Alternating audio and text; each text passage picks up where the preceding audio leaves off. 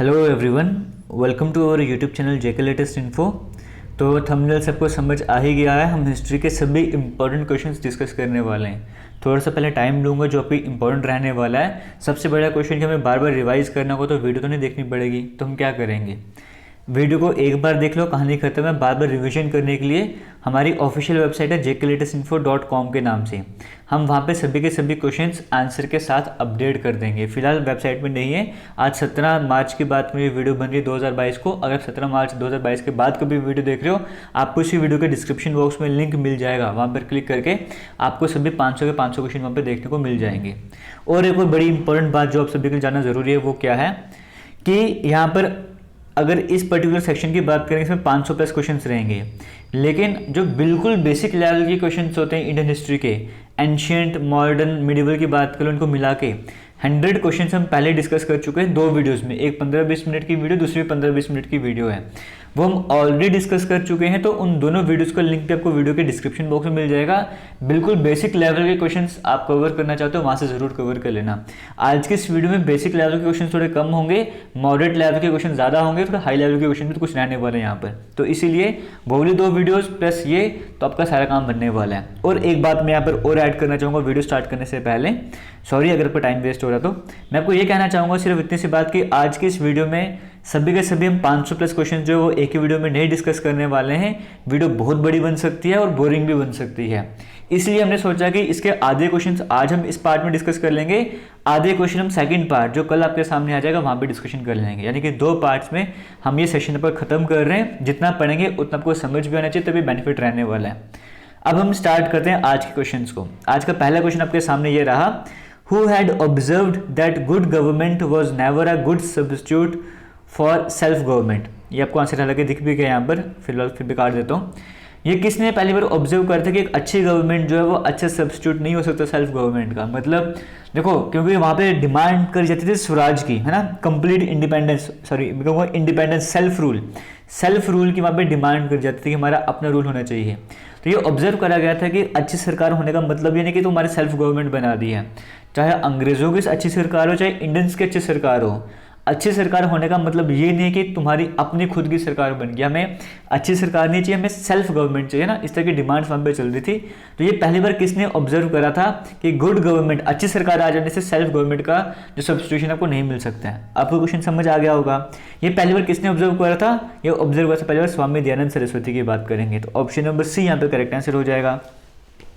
इनके original name की बात करेंगे, इनका ओरिजिनल नेम क्या था, इनका स्वामी दयानंद की बात करेंगे, इनका ओरिजिनल नेम था मूल शंकर, है ना, मूल शंकर इनका जो ओरिजिनल नेम था। ये भी आपको पता होना चाहिए क्योंकि किसी भी तरह का क्वेश्चन बन सकता है। और आप सभी को पता है इनके गुरु कौन थे, स्वामी विरजानंद जो हैं वो इनके, स्वामी विरजानंद जो इनके वो गुरु थे, इस बारे में आपको पता होना चाहिए। इनका मोटो क्या था, क्या कहा करते थे, go back to Vedas, go back to Vedas, ये स्वामी दयानंद सरस्वती कहा करते थे। किसकी फाउंडेशन करी थी, आर्य समाज के फाउंडर थे, इतना भी आप सभी को पता होगा। आइडल वर्शिप का ये खिलाफ हुआ करते थे, उसको मानते नहीं थे, मतलब, है ना। और पहली बार अगर स्वराज जी किसी ने बात करी थी तो वो इन्होंने ही की थी, स्वामी दयानंद सरस्वती की बात करेंगे, इन्होंने वो डिमांड रखी थी। तो इतना सारा कुछ जो बेसिक कंसेप्ट है वो आपको समझ आ गए होंगे इस क्वेश्चन को लेकर। चलते हैं आगे नेक्स्ट क्वेश्चन की बात करते हैं। बस आपने क्या काम करना है, वीडियो को शेयर करना, जितना हो सकता है वीडियो को शेयर करना, हमें अच्छा रिस्पांस मिलना चाहिए। फिलहाल आपको क्वेश्चंस जो है लिंक इनका वीडियो के डिस्क्रिप्शन बॉक्स में मिल ही जाएगा, उसकी टेंशन आपको लेने की जरूरत नहीं है। बट जैसे ही इस वीडियो में 15K प्लस व्यू कंप्लीट हो जाएंगे, 15,000 व्यू कंप्लीट हो जाएंगे, इसका पूरा एक PDF बना के हम अपने टेलीग्राम पर भी पोस्ट कर देंगे। फिलहाल तब तक के लिए आपको डिस्क्रिप्शन बॉक्स में लिंक मिलता रहेगा, वहाँ पर जाकर कभी भी रिवाइज करते रहना। पहले क्वेश्चन आपको समझ आ गया होगा।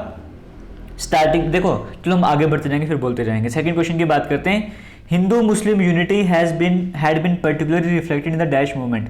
हिंदू और मुस्लिम के बीच में यूनिटी देखने को मिली थी, एकता देखने को मिली थी, वो कौन सी मूवमेंट के टाइम पे देखने को मिली थी, वो खिलाफत मूवमेंट के टाइम पे देखने को मिली थी ना। क्योंकि खिलाफत के टाइम पे आप सभी को पता है, खिलाफत मूवमेंट के बारे में हमने पढ़ा भी हुआ है, इंडियन हिस्ट्री अलग से प्लेलिस्ट भी बनी है।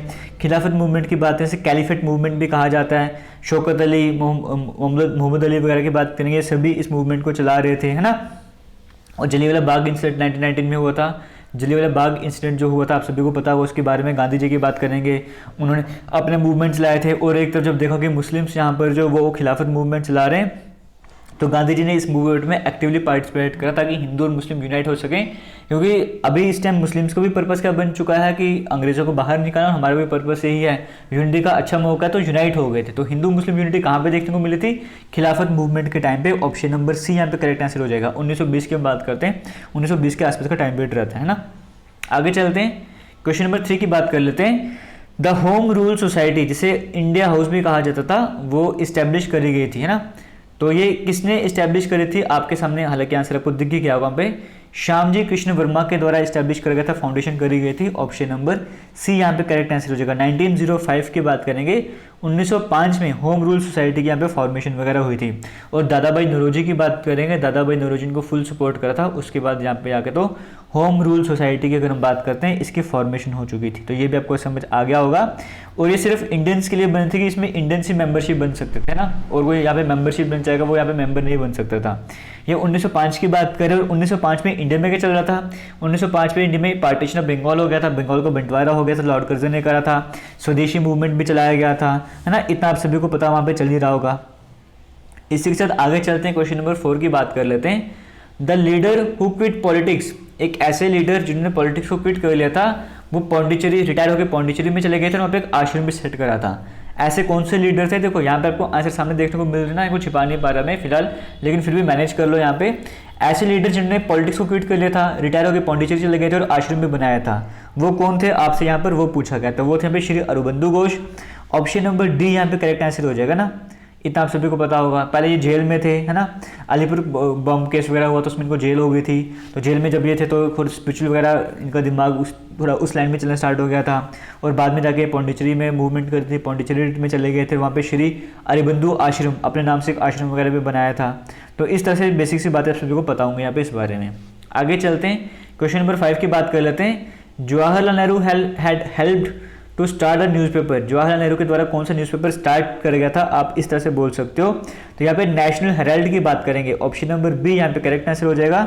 1938 में आप कह सकते हो उसकी फाउंडेशन करी गई थी, और यहाँ पे आप सभी को इसके बारे में पता ही होगा। और बाद में इसको बैन भी कर दिया, क्विट इंडिया मूवमेंट का टाइम चला था, 1942 की बात करते हैं, तब इस न्यूज़पेपर को बैन भी कर दिया गया था। इतना भी आप सभी को पता होगा। और इसकी बात करेंगे, इंग्लिश न्यूज़पेपर था। क्वेश्चन नंबर 6 की बात कर लेते हैं। Gandhi gave a call to reject all the foreign goods, Gandhi ji ने कहा था कि सभी के सभी जो बाहर की चीज़ को रिजेक्ट करो, बाइकआउट करना स्टार्ट करो, उसको आपने यूज़ नहीं करना है। ये कौन से मूवमेंट पे ऐसा हुआ था? तो आप सभी को तो स्वदेशी मूवमेंट 1905 में बंगाल का बंटवारा हो गया था, उसको अपोज करने के लिए स्वदेशी मूवमेंट 1905 में चलाया गया था। तो स्वदेशी मूवमेंट में कहा गया था बाहर का कोई चीज़ आपको यूज़ नहीं करनी है। इसका मतलब यहाँ पे ऑप्शन नंबर सी यहाँ पे करेक्ट आंसर हो जाएगा। स्वदेशी मूवमेंट 1905 में आया था। क्लियर हो गया? बस वीडियो को शेयर करना, लाइक करना और कमेंट सेक्शन में कमेंट करके बताना आपको ये सेशन कैसा लग रहा है। क्वेश्चन नंबर 7 की बात कर लेते हैं। लॉर्ड माउंटबेटन की बात करेंगे। अब क्वेश्चंस का लेवल भी देख लो, आपको क्वेश्चंस का लेवल कैसा लग रहा है? क्या इजी लग रहा है, बेसिक लग रहा है, मॉडरेट लेवल लग रहा है, किस तरह का लग रहा है वो भी कमेंट सेक्शन में बताते जाना। क्वेश्चन नंबर 7 की बात कर लेते हैं। Lord Mountbatten had replaced Lord dash as the viceroy of India 1947। Lord Mountbatten की बात करेंगे, इन्होंने किसको रिप्लेस कर दिया था? ये वाइसरॉय बन गए थे 1940 जब देश आज़ाद हो रहा था। लॉर्ड माउंटबेटन की बात करें, वाइसरॉय था। किसको रिप्लेस करा था? मतलब इनसे पहले कौन वाइसरॉय थे, आपको वो पता होना चाहिए। फिलहाल हम बात करते हैं पहले वाइसरॉय कौन थे, आपको पता है लॉर्ड कैनिंग की बात करेंगे। पहले वाइसरॉय थे ना, क्योंकि 1858 में एक्ट आया था, कहा गया था जो भी होगा गवर्नर जनरल नहीं होगा, वाइसरॉय हुआ करेगा। तो लॉर्ड कैनिंग पहले वाइसरॉय बन गए थे। 1858 से लेके 1862 तक का टाइम पीरियड था। सेकंड वाले वाइसरॉय एलिगन, ये नाम याद रख लेना। इसी तरह से और इम्पोर्टेंट बात करें, जब आईएनसी का सेशन चल रहा था तब डफरिन था, है ना। आपको कहा था कोई डफर ही है जिसने आईएनसी के फाउंडेशन करवा दी, गलती कर दी उसने, डफरिन था वहाँ पे। फिर आपको पता था बंगाल का पार्टीशन हुआ था 1905 वगैरह में, तब कर्जन था, है ना। यहाँ पर हम इस क्वेश्चन की बात करते हैं, पहले 1944 से लेके 48 तक कौन था उस टाइम पे वाइसरॉय? वेवल था, यानी कि ऑप्शन नंबर ए, वेवल को रिप्लेस करके लॉर्ड माउंटबेटन आ गया था। तो ऑप्शन नंबर ए यहाँ पे करेक्ट आंसर हो जाएगा। आगे चलते हैं, क्वेश्चन नंबर 8 की बात कर लेते हैं। सर सैयद अहमद खान की बात करेंगे। इन्होंने एक रिफॉर्म मूवमेंट स्टार्ट करा था मुस्लिम्स में, जिसे कौन सा मूवमेंट कहा जाता है? Sir among the Muslim called, हाँ, सर सैयद अहमद खान की बात करेंगे। इन्होंने रिफॉर्म लाने के लिए मुस्लिम से मूवमेंट स्टार्ट करा था। उस मूवमेंट को क्या कहा जाता है? आपसे वो कहा गया, उसे कहा जाता था अलीगढ़ मूवमेंट, बड़ा फेमस, आप सभी नाम सुना ही होगा। यहाँ पे मूवमेंट का पर्पस क्या था कि मॉडर्न सिस्टम एजुकेशन का जो लाया जा सके, मतलब, और इसके साथ में मोहम्मदन, आपको तो एंग्लो ओरिएंटल कॉलेज की फाउंडेशन भी कर गई थी 1875 में, ताकि मॉडर्न एजुकेशन यहाँ पर भी आ सके। इस पर्पस से अलीगढ़ मूवमेंट को चलाया गया था। क्वेश्चन नंबर 9 की बात कर लेते हैं। Who among the following had attended all the 3 round table conference in London. ये जो कल बच्चों को पढ़ाया भी था, जो एप्लीकेशन में बच्चों को कल ही ये टॉपिक करवाया था, वहाँ पे क्वेश्चन के बारे में डिस्कशन करी थी कि इनमें से कौन है ऐसे हैं जिन्होंने तीनों राउंड टेबल कॉन्फ्रेंस अटेंड करी थी लंदन में। तीनों के तीनों राउंड टेबल, आपको पता है पहली राउंड टेबल कॉन्फ्रेंस 1930 में हुई थी, फिर 31 में हुई थी, फिर 32 में हुई थी, तीनों के तीनों लंदन में हुई थी ना। तीनों के तीनों अटेंड किसने करी थी आपसे वो पूछा गया। पहले तो आपको पता है बायकॉट हो गया था, इनसे पार्टिसिपेट नहीं करा था। दूसरे में गांधी जी गए थे, तीसरे में कोई रिजल्ट निकला नहीं था। लेकिन तीनों टाइम कौन यहाँ पे था। यहाँ पे अगर हम बात करेंगे बी आर अम्बेडकर देखने को मिल रहे हैं, ये तीनों के तीनों राउंड टेबल कॉन्फ्रेंस में थे। हो सकता है बी आर अम्बेडकर ऑप्शन में ना होता, आप तेज बहादुर बोलते हैं, ठीक है। तेज बहादुर ने भी तीनों के तीनों राउंड टेबल कॉन्फ्रेंस अटेंड की थी और बी आर अम्बेडकर जी ने भी करी थी। इस तरह से आपका ये वाला क्वेश्चन भी खत्म हो जाता है। उम्मीद करता हूँ आपको समझ आ रहा होगा, और आपको समझ आ रहा होगा पहले ये राउंड टेबल कॉन्फ्रेंस कहाँ पर हुई थी, कब हुई थी। ऐसे जो बेसिक क्वेश्चन है वो ऑलरेडी डिस्कस कर चुके हैं, आपको बता चुका हूँ, लेकिन आपको बेसिक क्वेश्चन भी पता होने चाहिए। क्योंकि अगर आप ये देखोगे अकाउंट असिस्टेंट का जो पेपर हुआ था उसमें आप सभी ने देखा होगा कि बेसिक क्वेश्चन भी पूछे गए वहाँ पर, तो बेसिक्स भी आपको पता होने चाहिए। सिर्फ डिफिकल्ट या मॉडरेट लेवल के क्वेश्चन करने से कुछ नहीं होगा। आगे चलते हैं, क्वेश्चन नंबर 10 की बात कर लेते हैं। अब देखो यहाँ पर मैं आपको शॉर्ट में बताना चाहूँगा, ये जो एक्ट्स की बात करेंगे, जिस तरह के ये एक्ट हो गए, ये सब कुछ हिस्ट्री का भी पार्ट रहता है और पॉलिटी का भी पार्ट रहता है। जिस तरह से मैं आपको पहले वाले क्वेश्चंस में एक्सप्लेन कर रहा था, इनको मैं ज़्यादा एक्सप्लेन नहीं करने वाला हूँ, क्योंकि पॉलिटी में इनको हिस्ट्री में भी थोड़ा सा टच करा था, और पॉलिटी के स्टार्टिंग के लेक्चर्स में 3-4 लेक्चर पॉलिटी जो थे, स्टार्टिंग के 3-4 लेक्चर, उनमें इन सभी एक्ट्स की बात करेंगे। हम अच्छे से इनके बारे में पढ़ चुके हैं, एक एक पॉइंट पढ़ चुके थे। ज़्यादा एक्सप्लेनेशन नहीं दूंगा, सिर्फ आंसर बताता जाऊँगा ऐसे एक्ट्स की जो मैं बात करता हूँ। यहाँ पे कहा गया है एक एक्ट जिसने पहली लेजिस्लेटिव इंटरफेरेंस करी थी ब्रिटिश पार्लियामेंट के द्वारा। The act constituting the first legislative interference by the British parliament in the affairs of India, ना। आपको तो इंडिया के लिए आपको मैंने लास्ट टाइम बताया भी था कई सारे एक्ट्स आए थे। एक सेकंड रुकना, चलिए यहाँ पे थोड़ी सी ब्रेक लग गई थी, कुछ काम बढ़ गया था। यहाँ पे हम क्वेश्चन की स्टार्टिंग करते हैं। यहाँ पर इस क्वेश्चन में क्या कहा गया था, एक ऐसा एक्ट सिंपल सा क्या है कि भाई इंडिया में इंटरफेरेंस करना स्टार्ट करती है इंडिया के लेजिस्लेचर में जाके। तो वो कौन सा एक्ट था भाई, रेगुलेटिंग एक्ट 1773। इस तरह के सभी एक्ट, चार्टर एक्ट बोलो, हम अच्छे से एक्सप्लेन कर चुके हैं। इनको यहाँ पर मैं एक्सप्लेन नहीं करने वाला, मैं क्लियर कट पहले ही बता रहा हूँ। आगे चलते हैं, क्वेश्चन नंबर 11 की बात कर लेते हैं। Who among the following had pioneered the खिलाफत मूवमेंट। खिलाफत मूवमेंट भाई आप कह सकते हो कि इसमें मेन इंपॉर्टेंट रोल किसका था, कौन लीड कर रहे थे। तो अली ब्रदर्स ही थे ना, आप सभी को पता होगा। मोहम्मद अली, शौकत अली की बात कर रहे हैं, वो यहाँ पे एक्टिवली पार्टिसिपेट वगैरह कर रहे थे। तो इस तरह से ऑप्शन नंबर ए यहाँ पे करेक्ट आंसर हो जाएगा। और बाद में गांधी जी ने भी ज्वाइन कर लिया था। Who had been the first to emphasize the instruction in literature and science through the English language। ठीक है भाई, ये आपको आंसर दिखेगा यहाँ पे। हालांकि यहाँ पे किसने इस पे फोकस करा था कि जो अगर हम बात करें इंग्लिश लैंग्वेज, जो अगर मॉडर्न इंडिया की बात करें उसको बिल्ड करने के लिए इंग्लिश लैंग्वेज बड़ी ज़रूरी है। इंस्ट्रक्शंस लिटरेचर साइंस की बात करें वो इंग्लिश में होनी चाहिए, ऐसा किसका मानना था, राजा राम मोहन राय का मानना था। ऑप्शन नंबर, हालांकि स्पेलिंग में थोड़ी सी मिस्टेक है, ऑप्शन नंबर सी यहाँ पर करेक्ट आंसर हो जाएगा। तो ये आप सभी को पता हुआ यहाँ पे, तो ऑप्शन नंबर सी यहाँ पे करेक्ट हो जाएगा, आंसर हो जाएगा। इसके साथ आगे चलते हैं। लेकिन राजा राम मोहन राय जी की, जैसे हमने पहले स्वामी दयानंद सरस्वती के बारे में पढ़ा था, थोड़ा सा राजा राम मोहन राय जी के बारे में पढ़ लेते हैं। बेसिक इनका भी देख लेते हैं। इन्होंने किसकी फॉर्मेशन की थी, ब्रह्मो समाज की फॉर्मेशन इनके द्वारा करी गई थी, है ना। इन्हें राजा का टाइटल, इनका राम मोहन राय था, इन्हें राजा का टाइटल किसने दिया था, अकबर सेकंड की बात करेंगे। अकबर सेकंड जब मुगल एम्परर थे, इन्होंने भेजा था, राजा राम मोहन राय की बात करेंगे, इनको भेजा था इंग्लैंड में ना, एम्बेसडर बना के भेजा था इंग्लैंड में। पहले इंडियन वहाँ पे गए थे एम्बेसडर बन के, तो तब इन्हें टाइटल दिया गया था राजा का। ऐसे राम मोहन राय नाम था ना, तो वहाँ पे भेजा गया था इस तरह से करके, तभी राजा का टाइटल दिया गया था। ये बेसिक्स आपको पता होना चाहिए। क्वेश्चन नंबर 13 की बात करते हैं। जो गवर्नर जनरल का ऑफिस है वो किसके द्वारा क्रिएट करा गया था, चार्टर एक्ट 1833 का आया था। फिर से बोलूँगा, ऐसे क्वेश्चन द्वारा डिस्कशन वगैरह नहीं करेंगे। तो यहाँ पे पहले गवर्नर ऑफ बंगाल हुआ करता था, वो पोजीशन हटा के तो गवर्नर जनरल ऑफ इंडिया वाली पोजीशन आ गई थी। 1833 वाला चार्टर एक्ट था वो। आगे चलते क्वेश्चन नंबर 14 की बात कर लेते हैं।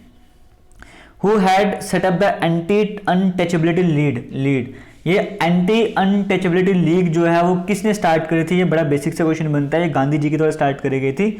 ऑप्शन नंबर डी यहाँ पे करेक्ट आंसर हो जाएगा। जब पूना पैक्ट वगैरह हो गया था, आप सभी को पता होगा, फिर गांधी जी जेल वगैरह में भी गए थे।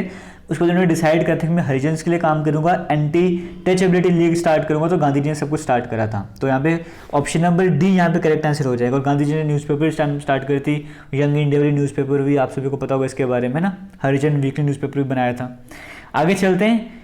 इन 1908 की बात करेंगे, बाल गंगाधर तिलक जी की बात करें, उन्हें जेल में 6 साल के लिए जेल में भेज दिया था। वो कहाँ पे भेजा था आपको, वो बोला गया मंडले जो कि बर्मा वाली साइड में आता था उस टाइम पीरियड पर, तो वहाँ पे जेल पे भेजा गया था। बाल गंगाधर तिलक जी की बात करते हैं, इन्हें लोकमान्य भी कहा जाता है, इतना आप सभी को पता होगा। फादर ऑफ इंडियन अनरेस्ट भी कहा जाता था, मेकर ऑफ मॉडर्न इंडिया भी कहा था महात्मा गांधी ने। ये सारे कुछ नाम है, टाइटल है जो उनको दिए गए थे, ये भी आपको पता होने चाहिए। और यहाँ पर हुआ क्या था आपको, तो स्वराज में बर्थ राइट वाला नारा भी इन्होंने ही दिया था। 1890 के करीब करीब अगर बाल गंगाधर तिलक की बात करेंगे, इन्होंने आईएनसी इंडियन नेशनल कांग्रेस को ज्वाइन कर लिया था। आईएनसी की फॉर्मेशन हुई थी 1885 में, लेकिन 1890 के करीब यहाँ पे बाल गंगाधर तिलक की बात करेंगे, इन्होंने आईएनसी को ज्वाइन कर लिया था और धीरे धीरे करते करते वहाँ के बड़े प्रोमिनेंट और इंपॉर्टेंट लीडर ये बन चुके थे, है ना, आप सभी को पता होगा। तो फिर कई सारे न्यूज़पेपर इन्होंने पब्लिश करे थे, और न्यू केसरी वगैरह की बात भी करो, आप सभी को पता होगा। उसके बाद में आर्टिकल्स इस तरह के लिखा करते थे कि अंग्रेजों की हालत ख़राब हो जाती थी। तो ऐसे चलते चलते कुछ ऐसे इशूज़ बन गए कि इन्हें जेल में भेजना पड़ा। वहाँ पे जेल में मंडले बर्मा की तरह वहाँ पे जेल में भेजा था, और उस जेल में रहते हुए एक इंपॉर्टेंट काम इन्होंने कहा था, गीता रहस्य वहाँ पर लिखा था। ये भी क्वेश्चन बन सकता है एग्जाम में, तो ये भी याद रख लेना, 6 साल के लिए भेजा था वहाँ पे जेल में। Option number A correct answer हो जाएगा। चलते हैं क्वेश्चन नंबर 16 की बात कर लेते हैं। Ancient monuments preservation act was passed during the viceroyalty of ancient monuments preservation act, जो प्राचीन मॉन्यूमेंट्स हैं उनको प्रिजर्व करने के लिए एक एक्ट पास करा गया था। उस टाइम वायसराय कौन था आपसे वो पूछा गया। उस टाइम पर वायसराय था लॉर्ड कर्जन, क्योंकि ये एक्ट जो 1904 में आया था। 1905 में बंगाल का पार्टीशन हुआ था, बंगाल का पार्टीशन लॉर्ड कर्जन ने करा था, तो 1904 में वही वायसराय था। तो इसके टाइम पे एंशिएंट मॉन्यूमेंट्स प्रिजर्वेशन एक्ट आया था, जिसके अकॉर्डिंग आर्कोलॉजिकल साइट्स के बारे में बताया गया था, कौन सी साइट्स को नुकसान नहीं पहुंचाने, इतनी सारी बातें वहाँ पे डिस्कशन करी गई थी। जैसे जम्मू कश्मीरी ऑर्गेनाइजेशन एक्ट, इतने सारे शेड्यूल्स आर्टिकल्स हैं, वैसे यहाँ पर भी थे सब कुछ। आगे चलते क्वेश्चन नंबर 17 की बात कर लेते हैं। Who has been called the heroine of the 1942 quit India movement, किसे कहा जाता है हीरोइन 1942 का जो क्विट इंडिया मूवमेंट है, इसमें हीरोइन किसके लिए कहा वर्ड यूज करा गया था कि ये हीरोइन है 1942 क्विट इंडिया मूवमेंट की। ये कौन सी ऑप्शन आपके सामने है, लेकिन जो करेक्ट आंसर होगा Aruna Asif Ali, option number D यहाँ पे करेक्ट आंसर हो जाएगा।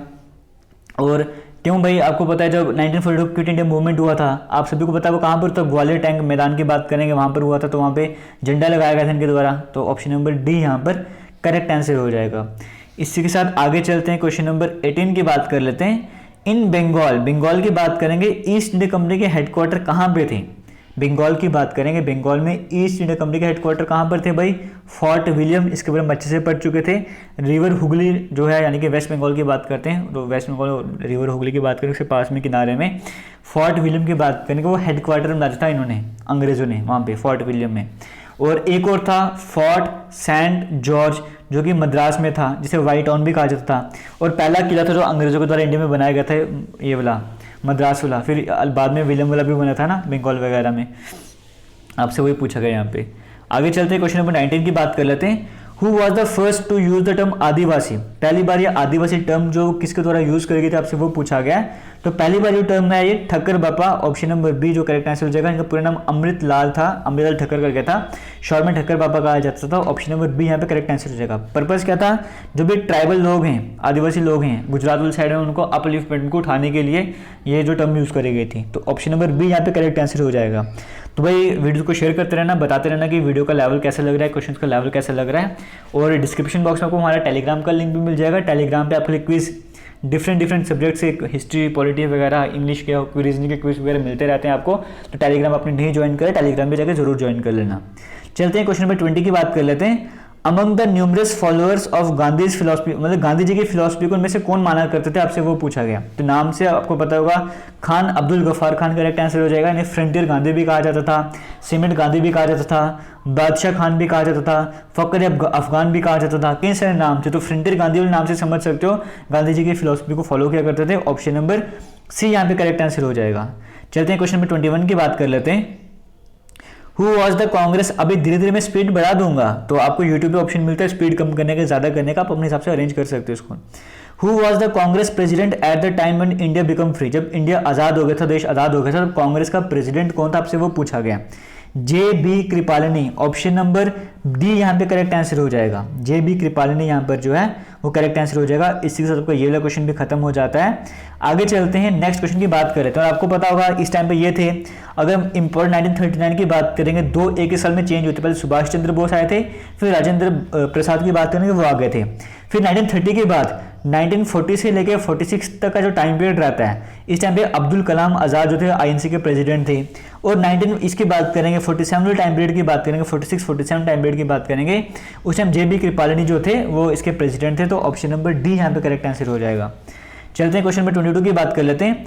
In the absence of Gandhi, अगर गांधी जी एब्सेंट होते तो क्विट इंडिया मूवमेंट को कौन लीड करता? ऑप्शन आपके सामने, तो अरुणा आसिफ अली वहां पे लीड करते। ऑप्शन नंबर सी यहाँ पे करेक्ट आंसर हो जाता।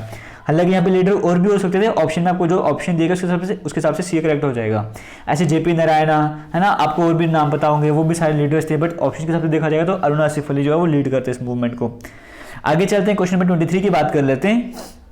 The non-cooperation movement was withdrawn in 1920 because of, non-cooperation movement को withdraw कर लिया था 1920 में। उसका रीजन क्या था, आप सभी को पता, उसका रीजन था चौरी चौरा जो इंसिडेंट हुआ था, उसकी वजह से गांधी जी ने नॉन कॉपरेशन मूवमेंट को विड्रॉ कर लिया था। तो यहाँ पे किसी तरह की डिफिकल्टी आपको होगी नहीं। चौरी चौरा जो कि गोरखपुर यूपी में आता है, 5 फरवरी 1922 को आप सभी को पता है इंसिडेंट हुआ था, जिसके बाद गांधी जी ने मूवमेंट को विड्रॉ कर लिया था। सॉरी, आगे चलते क्वेश्चन 24 की बात कर लेते हैं। द रिवॉल्यूशनरी हु डाइड, देखो 63 से 64 डेज की हंगर स्ट्राइक करी थी, उस हंगर स्ट्राइक के बाद उनकी डेथ हो चुकी थी। वो रिवॉल्यूशनरी कौन सी, तब से वो पूछा गया होता है। जतिन दास, HSRA Hindustan socialist Republic association के वो मेंबर थे, लाहौर जेल में थे। 63 से 64 डेज की फास्ट ट्रायल, वहाँ पे खाने की हालत खराब थी, लोगों की कंडीशन खराब थी, कई सारे इश्यूज को लेकर हड़ताल में बैठे थे। और 63-64 डेज की हड़ताल के बाद, भूख हड़ताल के बाद उनकी डेथ हो गई थी, वो शहीद हो गए थे। ऑप्शन नंबर सी यहाँ पे करेक्ट आंसर हो जाएगा। चलते हैं क्वेश्चन नंबर 25 की बात कर लेते हैं। The Indian naval mutiny against the British took place in the year, Indian naval mutiny कब हुई थी भाई? 1946 में। आपको पहले भी डिस्कस कर चुके हैं, इंडियन नेवल म्यूटनी के बारे में बताया था। रॉयल इंडियन नेवी के द्वारा स्टार्ट किया गया था 1946 में, अंग्रेजों के खिलाफ था। तो ऑप्शन नंबर सी यहाँ पे करेक्ट आंसर हो जाएगा। क्वेश्चन नंबर 26 की बात कर लेते हैं। Who was in command of the nationalist, Gandhi ji जो before Gandhi ji had assumed leadership, Gandhi ji जब लीडर बन चुके थे कांग्रेस से, उससे पहले की बात करें कि कौन जो है वो कमांड कर रहे थे, कौन कमांडेड, आप कह सकते हो कमांडर की तरह से कह सकते हो, वो कर रहे थे इस मूवमेंट को कमांड कर रहे थे। वो कौन थे? CR दास, मोतीलाल नेहरू, लाला लाजपत राय, फिर लोकमान्य तिलक। यहाँ पे करेक्ट आंसर क्या हो जाएगा? Lokmanya Tilak. Option number D यहाँ पे करेक्ट आंसर हो जाएगा। चलते हैं 27 की बात करते हैं। हु हैड फाउंडेड आ गया यहाँ पे, who had founded the first women's university in India, पहली वुमेन्स यूनिवर्सिटी जो इंडिया में किसके द्वारा ढूंढी गई थी, यहाँ पे किसके द्वारा बनाई गई थी, आपसे वो पूछा गया। तो ऑप्शन के हिसाब से देखा जाएगा और देख लेते हैं। Option number D, Dhondo Keshav Karve. Option number D यहाँ पे करेक्ट आंसर हो जाएगा। पहली वुमेन यूनिवर्सिटी इंडिया में द्वारा बनाई गई थी, SNDT नाम होगा। आपको अगर फुल फॉर्म पता हो तो एक बार बता देना, नहीं पता तो सर्च कर लेना। और महर्षि डॉक्टर डोंडो केशव कार्वे इनके द्वारा फाउंडेशन करी गई थी 1916 में। इसका जो हेड कैंपस है वो कहाँ पे? मुंबई में है, बाकी पुणे वगैरह में भी है कैंपस इसका। Who had given out the political message, एक सेकंड रुक जाओ, इसको बैक कर लूँ। हाँ, बंद तो नहीं हो गई, ठीक है। Who had given the political message और इंडिया, ये जो मैसेज था इंडिया फॉर द इंडियंस, ये पॉलिटिकल मैसेज किसके द्वारा दिया गया था? आंसर देखिए आपको, दयानंद सरस्वती की बात करेंगे। जब स्वराज की वो बात किया करते थे उस टाइम पे सब कुछ चल रहा था। ऑप्शन नंबर बी यहाँ पे करेक्ट आंसर हो जाएगा। चलते हैं क्वेश्चन नंबर 29 की बात कर लेते हैं। The All India Muslim League was formed in 1906 at, All India Muslim League की बात करें, इसकी फॉर्मेशन 1906 में हुई थी। कहाँ पर हुई थी भाई? ढाका में हुई थी, यानी कि जो प्रेजेंट बांग्लादेश की बात करें वहाँ पे इसकी फॉर्मेशन हुई थी। ऑप्शन नंबर बी यहाँ पे करेक्ट आंसर हो जाएगा।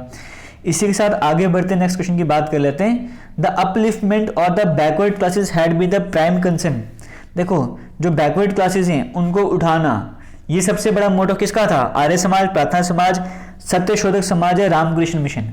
जो ये मेन मोटो था कि बैकवर्ड क्लास को ऊपर उठाने का काम करना है, ये वाला मेन मोटो किसका था? आपसे वो पूछा गया। तो ये सत्यशोधक समाज की बात करेंगे, इनका मेन मोटो था। इसकी फाउंडेशन किसके द्वारा करी गई थी? महात्मा फूल की बात करेंगे, आप सभी नाम सुने होगा इसके बारे में, तो नहीं होगा तो एक बार देख लें इनके बारे में। 1873 में फॉर्मेशन करी थी पुणे में, क्योंकि वहाँ पे जो भाई वेस्टर्न साइड था वहाँ का ना, मतलब वेस्टर्न साइड बोल रहा हूँ मैं, एजुकेशन जो सेक्टर था वहाँ का, एजुकेशन सेक्टर को यहाँ पे इंप्रूव करने के लिए, ताकि बैकवर्ड क्लासेस के लोग हैं, हरिजन, जो मतलब हरिजन कह रहा हूँ मैं, बैकवर्ड क्लासेस में जो जिस भी तरह की कैटेगरी के लोग आते हैं उन सभी को एजुकेशन प्रोवाइड करी जा सके, ताकि बेस्ट वुमेन को एजुकेशन मिलेगी तो ही वो आगे समाज से लड़ भी सकेंगे और सही तरीके से काम कर सकेंगे। इस तरह से इनका मेन मोटो वगैरह था। क्वेश्चन नंबर 31 की बात कर लेते हैं। रविंद्रनाथ टैगोर ने जो है अपना नाइटहुड का टाइटल वापस दे दिया था। वो नाइटहुड का टाइटल क्यों दिया था? आप सभी को पता है जलियांवाला बाग हत्याकांड हुआ था, उसके बाद गांधी जी की बात करेंगे, नॉन कॉपरेशन मूवमेंट वगैरह भी स्टार्ट करेगा था। पर्पस क्या था आप सभी को पता होगा कि जलियांवाला बाग हत्याकांड वगैरह हुआ। पहले जलियांवाला बाग की बात करेंगे। आपको पता 13 अप्रैल 1919 को हुआ था। तो वहाँ पे पहले से पहले एक्ट आया था, रॉलेट एक्ट आया था 1919 में, है ना। रॉलेट एक्ट में क्या होता है कि पावर थी सरकार को कि तुम किसी को भी अरेस्ट कर सकते हो। डॉक्टर सैफुद्दीन किचलू वगैरह को यहाँ पे अरेस्ट वगैरह कर लिया था। एक सेकंड रुकना। चलिए, यहाँ पर हम बात कर रहे थे किसके बारे में, रॉलेट एक्ट वगैरह के बारे में, कि रॉलेट एक्ट आया था 1919 में। उसके बाद उनको पावर देते थे कि तुम किसको भी अरेस्ट कर सकते हो। दो इंपॉर्टेंट लीडर थे पंजाब वाली साइड में, सैफुद्दीन किचलू, अगर हम बात करेंगे डॉक्टर सैफुद्दीन किचलू की बात करेंगे, डॉक्टर सत्यपाल की बात करेंगे, इनको अरेस्ट कर लिया था। उसके बाद वहाँ पे नॉर्मली बातचीत करने के लिए आपस में लोग मीटिंग कर रहे थे। जलियांवाला बाग की बात करेंगे अमृतसर में, तो वहाँ पर गए थे। तो वहाँ पे हैरी डायर की बात करेंगे, गोलियाँ वगैरह चला दी थी, है ना। तो कई सारे लोग वहाँ पे शहीद हो गए थे, आप ऐसा कह सकते हो वहाँ पे। तो उसके बाद जो है एक तरह से खिलाफत मूवमेंट भी चल रही थी, एक तरह से नॉन कॉपरेशन मूवमेंट वगैरह भी चल रहा था। नॉन कॉपरेशन मूवमेंट में गांधी जी ने कहा था कि भाई सब अपना टाइटल लुटा दो। गांधी जी ने भी अपना केसरी टाइटल लुटा दिया था। तो उसी टाइम पर रविन्द्रनाथ टैगोर की बात करेंगे, इन्होंने भी अपना नाइटहुड का टाइटल वापस कर दिया था। तो ऑप्शन नंबर सी यहाँ पे करेक्ट आंसर हो जाएगा। चलते हैं क्वेश्चन नंबर 32 की बात कर लेते हैं। यहाँ पर आ जाएगा the Bhoodan movement had been started by. ये जो बोडान मूवमेंट है किसके द्वारा स्टार्ट कर गया था, हालांकि आपको ऑप्शन में आंसर दिख गया होगा। ऑप्शन नंबर डी यहाँ पे करेक्ट आंसर हो जाएगा।